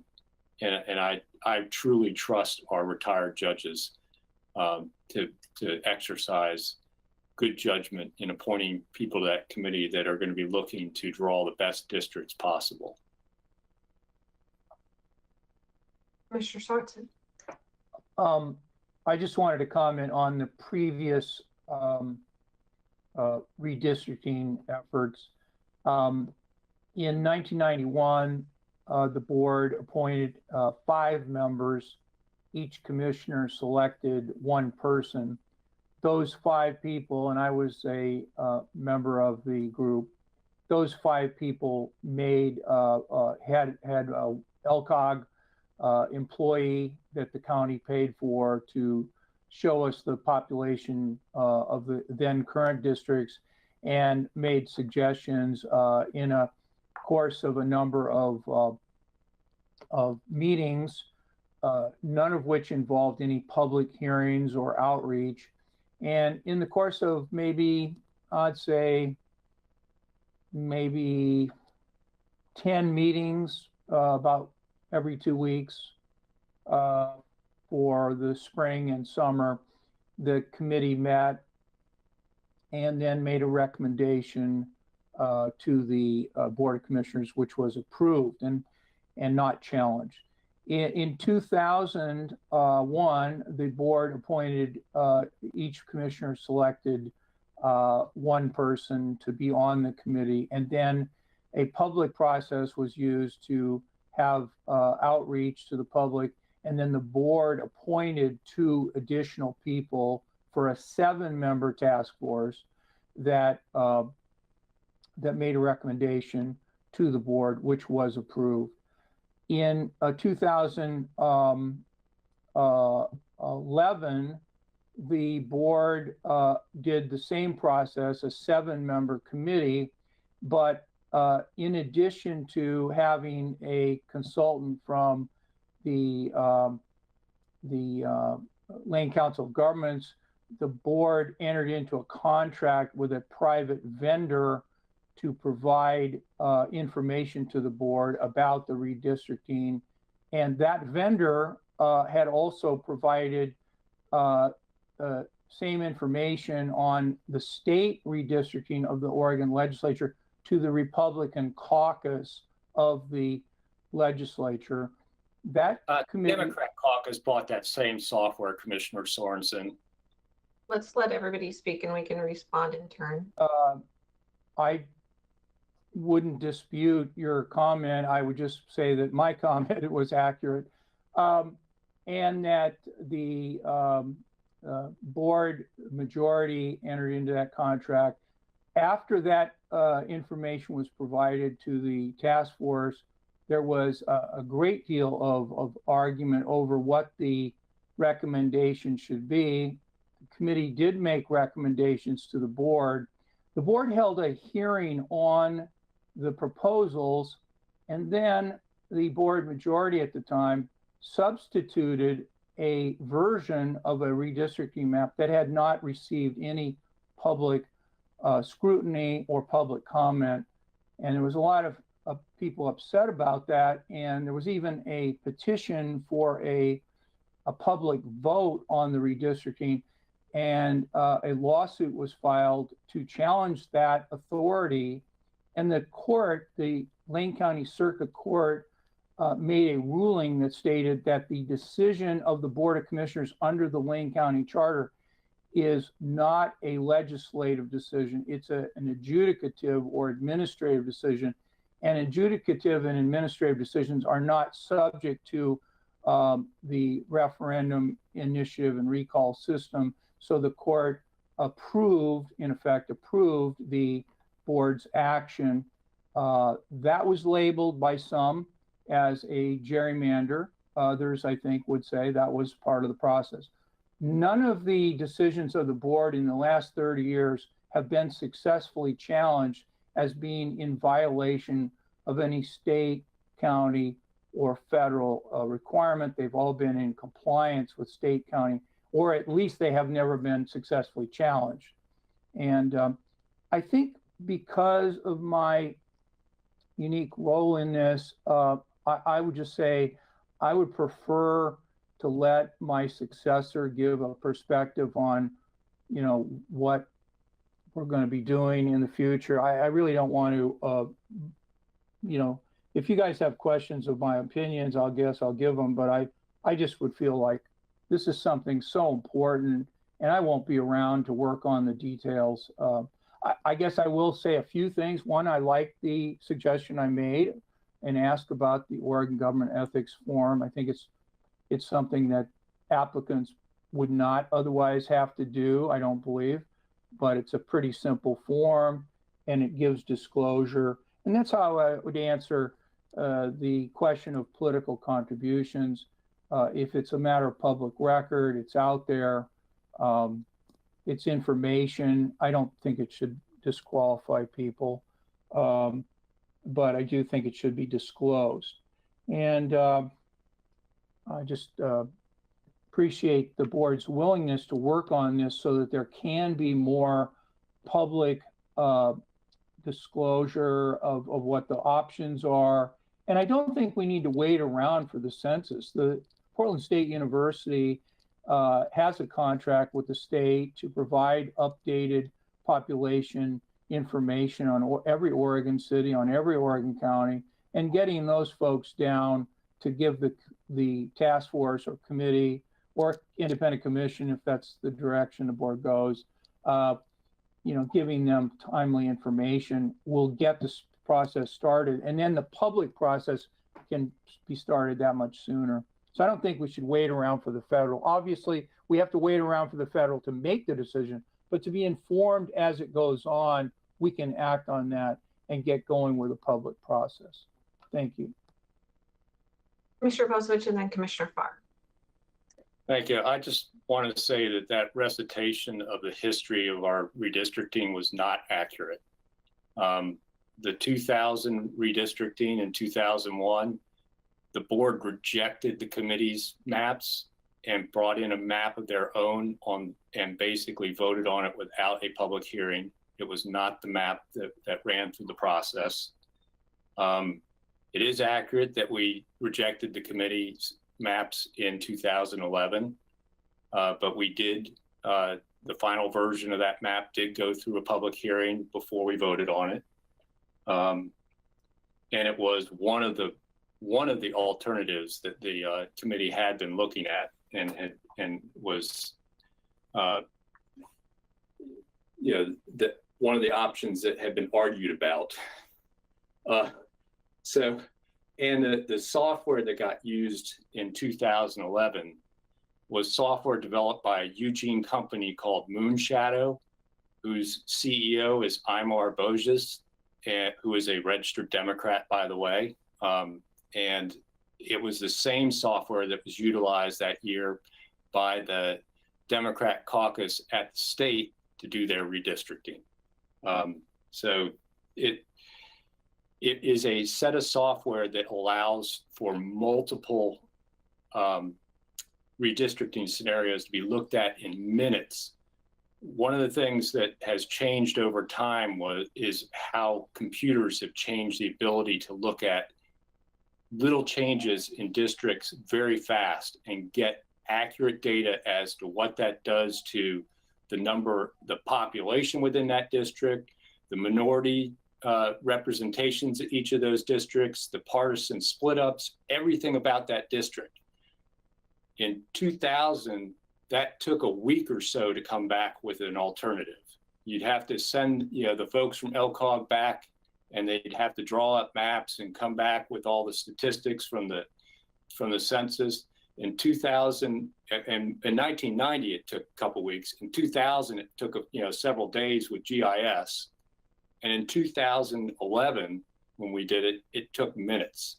You literally drew a polygon on a screen and could tell exactly after drawing that polygon, unless you split sub census districts up right away, what the representation was. It's a very fast feedback, and I can't imagine how much faster it's going to be during this redistricting process.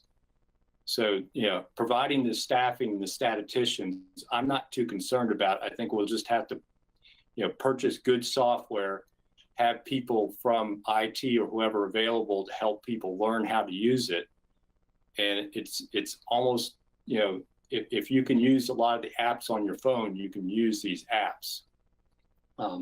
That's, you know, part of what we have an advantage of now that maybe wasn't available 30 years ago. That this committee will be able to get feedback on options almost in real time. You know, so that's a really great thing they'll have going for them. And I'm not too concerned about the financial, you know, obligations and the need to have the committee take a long time once they're together and start looking at maps and putting stuff together. They'll probably have to meet several times. What I really am concerned about is that we get this ordinance taken care of and start the committee selection process. So when we finally do have data available to us, we're ready to hit the ground running with a committee that's appointed and a known process. And I think we just need to focus on that and understand that there was a lot of controversy around the last 2 times we did redistricting in this county for county commissioner seats. There's been a huge amount of controversy around state redistricting in the state. And I think we need to look at finding a way of getting the trust of the voters in our process. And I think getting judges involved in this, removing the commissioners away from it, putting the commissioners in a position of an up or down vote on an alternative, and having the committee be the one that redo it if it's a down vote. Right now, we can't change the fact that we have to adopt the districts. It's in our charter. But we really need to try and remove ourselves from this process and keep the process independent and fair as much as possible. Because I agree with Charles C. and other people. We're at an all-time low in trust in our political process in this country and trust in our elected process. And we need to do everything we can right now to make that independent and transparent in developing districts is part of the basis of that process. So I think, you know, rather than look back, let's look ahead at doing the best and most fair and independent process possible, and utilizing the most up-to-date technical tools available to us. And really that's what we're looking to do here. And I think that the league's proposal, as close as we can follow it within the legal bounds of whether or not it violates folks' rights relative to making campaign contributions or serving an elective office, we should follow their recommendations. Commissioner Farr, and then Commissioner Berney. Thank you. Question for you, Steve Dingle. You've asked us to provide you input on what to do next, right? That's correct, Commissioner.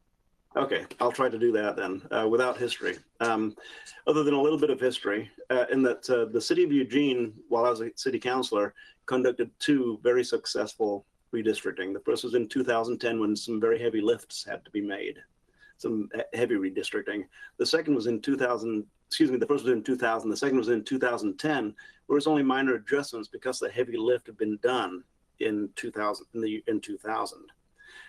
Made it very, very easy. And so I'd recommend, Steve, that as a part of our discussion, we at least take a look at the process that the city of Eugene used in both of those redistricting in the 2000, so subsequent to 2000 census and 2010, because it was successful, received no complaints, and it even, as I said, had one city councilor districting himself out of his district. So it was a very fair process.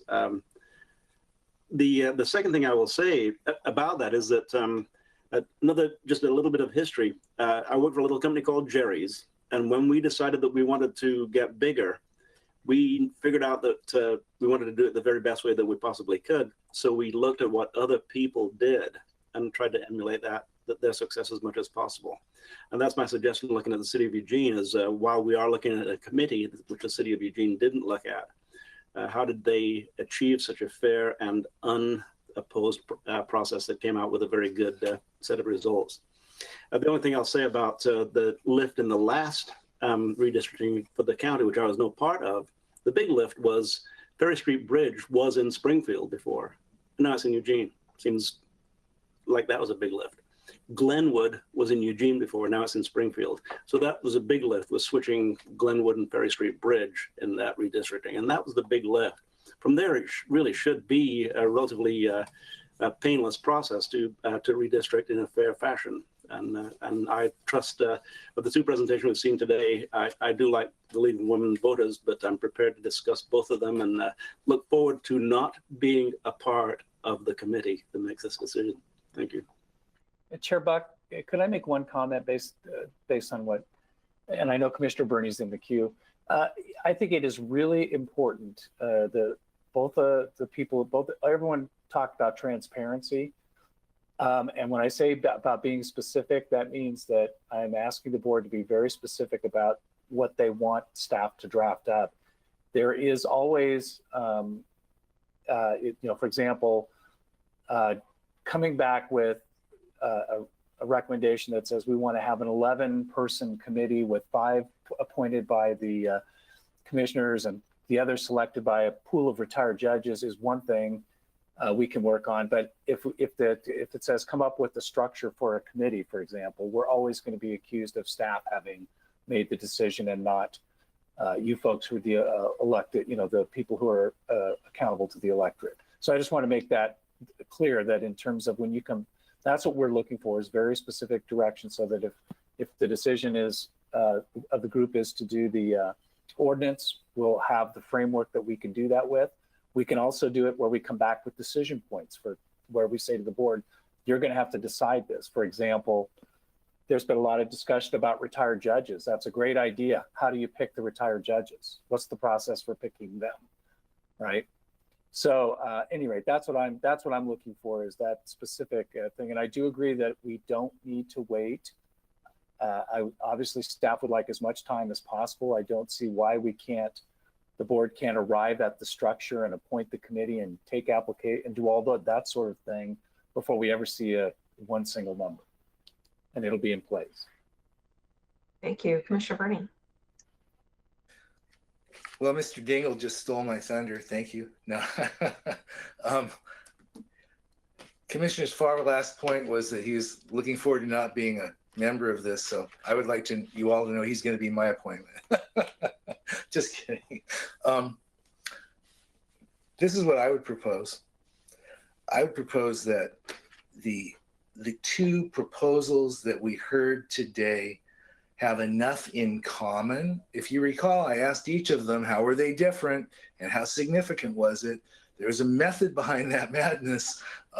They are consistent enough that I would think, Mr. Dingle, we could have staff develop, I don't know if they're still called Gantt charts or what, but develop a task timeline right now that literally takes the process, identifies where there's dissonance, identify where decision points have to be, identify when they need to be made and what the question is, frame the question for the board, such as the one you did, leading with a time frame that does, in fact, achieve what Commissioner Bozovich suggested, so that we're ready to hit the ground running when we have census data. I think if that's mapped out and delineated, and we can see the dissonance between the two, because they're far more similar than they are separate, we then can incorporate that and we can make decisions when we have to make them specifically, because there are decision points to be made, right? How many people? Who decides?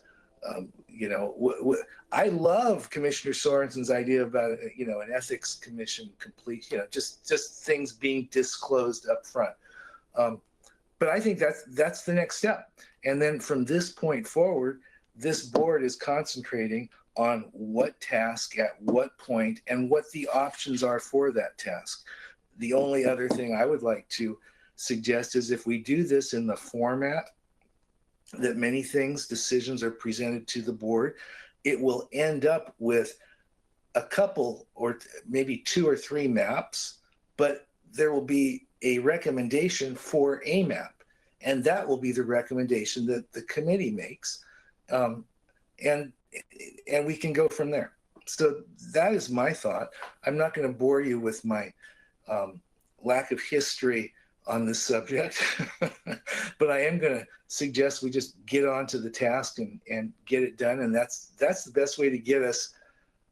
That's the best way to move us from where we are now to just a very specific, concrete process. We know when it has to end and what has to be in place at that time. And by the way, when it has to end and what has to be in place is everything before we get the census data. All right, I'll make a few comments of my own here. I do also agree that we need to get a timeline on what this would be for an ordinance right away from you, Mr. Dinkle, so we can move forward. I think a couple of us have already expressed that, so we know what we need to do at what time.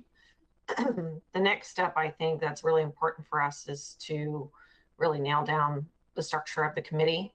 I too appreciate an 11-member board rather than maybe 7, so we can include more diverse people at the table.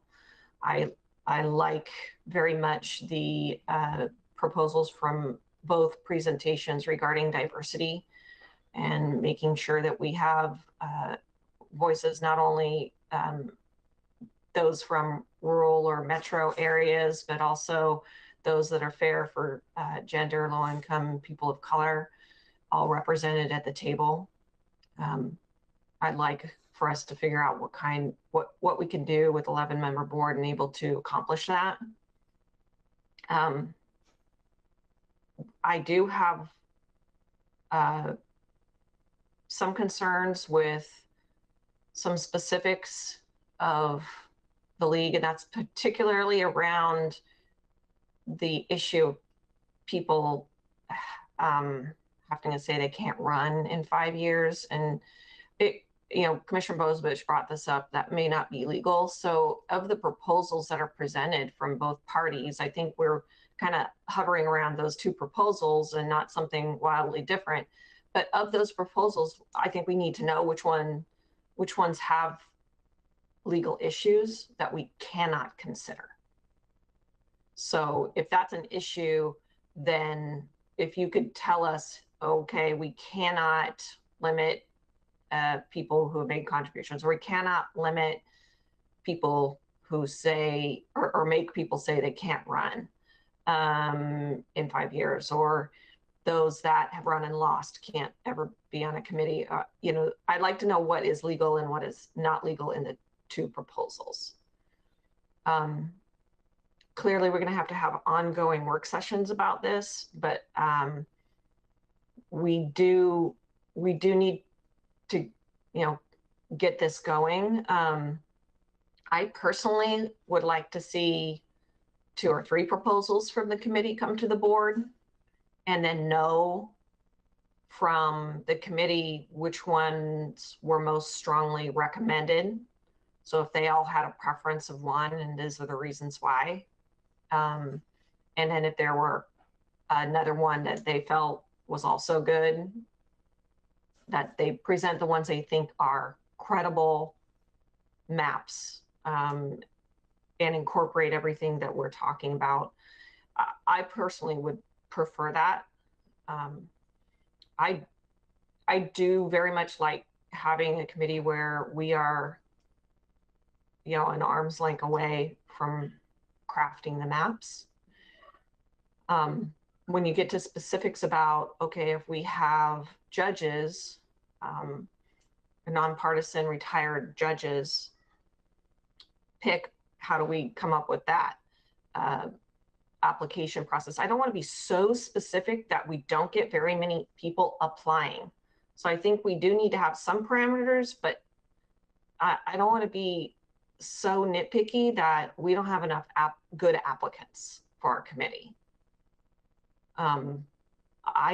I have no problem with retired judges, but I also want other people to be able to apply as well. And so there's lots of people who with diverse backgrounds that can lend their voice to forming the district maps and being educated throughout the process, and in turn educate us. So those are my initial thoughts. I saw Commissioner Bernie's hand up. Thank you. And I hate the hand thing because it feels like I'm interrupting you. So thanks. I didn't intend to do that. I think Heather's point is well taken. Also, who the hell knows if they're going to run for anything in 5 years? It just seems that there's a pragmatic aspect to this as well. I have a question to you, Steve. Is this getting closer, or are we still off the mark for you to at least get started here? Chair about Commissioner Burney, I think it is. Here's what I was going to suggest, and it's taking off what you said. I think that the end point is the timelines that put sideboards on this are contained in the charter, and obviously we're at a little bit at the mercy of when we get the census data. But I think the way that we look at this is I assume the board wants this in place for a specific election, assuming that we get the information there. So that would be the end date, working backwards, right? It has to be approved 6 months before that election to be used. And what I can certainly try and do is create that timeline, if you tell me what you're shooting for there. And then I liked your idea of decision points, where I think the first step is to come back with, again, I would break it into smaller decisions to be more efficient. That's just me. It's obviously the board's call. But for example, decide on, you can decide how many people are going to be on the committee without having to decide what the qualifications for the members of the committee are, if you know what I mean. That's another sub decision down the road. So what I would recommend is, or suggest is that I come back and try and do what you did, which is outline these two proposals and put this in a format where you can begin making decisions, because I think I hear the chair's frustration and other members' frustration. I'd like to see some progress made on the issues, and then we can work our way through the other ones in terms of, again, deciding how many people are on the committee doesn't necessarily have to drive the qualifications for the committee, if that makes sense. To me, it does, and it sounds like you're agreeing. You're going to take a first stab at reverse engineering it, identifying decision points, and we're going to have to make decisions. Well, and again, I want to emphasize, I'm saying that too, because again, if this process is going to have credibility with the public, I think they need to understand that there is going to be, like, these issues that have been brought up today are great ones. Deciding what the qualifications are, that should come from the board, not from staff. We can certainly get, and that's really literally what the decision point will be. I appreciate what Commissioner Buck has said. I'll do the legal research. I can tell you that practically speaking, that 5-year thing is pretty much unenforceable. I don't know what you do. If someone served on the committee and then 3 years later they ran, I don't know what the practical impact of that would be. I would just interrupt here and just share more discussion like that. It seems to me there have been several times this board has considered things that are just frankly unenforceable. And so that level of discretion is so critical as it relates to this, because this is the one that's going to get the attention. This is going to engender public trust. And this allows us, and I really feel comfortable with you, Steve, involved in this. This allows us to step out of the fray and demonstrate how we can build community trust in the democratic process. So thank you. And I want to emphasize, staff's role here is literally, I take, at least from my perspective, is to talk about what's legal and what's required. But ultimately, these policy decisions about who's going to serve on it, what the qualifications are, and those sorts of things are ultimately left to the board. What I was going to recommend was by decision points. Right. Yeah. So what I was going to recommend is, I know that we have a very full remaining part of the year, and there's I know there's going to be it's going to be a busy January. I certainly would like to suggest that maybe I shoot for bringing back to the board that timeline and at least the framework of the outline of the decision points that you have to make towards the end of January. I just looking at, I know being on the agenda team that we're just pretty jammed up between now and then. And also I think it's important that as Commissioner Sorensen mentioned, before we get too deep into the process, that we allow his successor to have perhaps a voice in what they think we should be doing. So that probably done too much talking, so I'll turn it back over. Does that process seem like where we all want to go? I am okay with that process. If there's thumbs up, head nods, let me know. I see Commissioner Farr's a thumbs up. Commissioner Bernie's a thumbs up. Commissioner Bozovich. Yeah, I'm okay with coming back in January, but I will say we've been looking at alternatives, everything from what was done in California and other states for months now, and I at least have in my mind a form that I could make a motion right now to direct staff to draft an ordinance around. Yeah, I'd like to see an 11-member committee appointed by retired judges, that the judges have, we request judges to apply to us. We appoint the judges. That's the one place we're going to have to be to take charge. I don't want to include restrictions around campaign contributions or elective service, because I have a feeling we're going to get in trouble with those. But I do agree with Commissioner Sorensen that we should require folks to fill out in advance an Oregon Ethics Commission disclosure of potential conflicts of interest and financial interest form, because ultimately this is going to be a public committee that's going to have to fill those out anyway. So I don't think so we could have them do that up front to look for that, so the judges have that information in front of them when they're appointing people to the committee.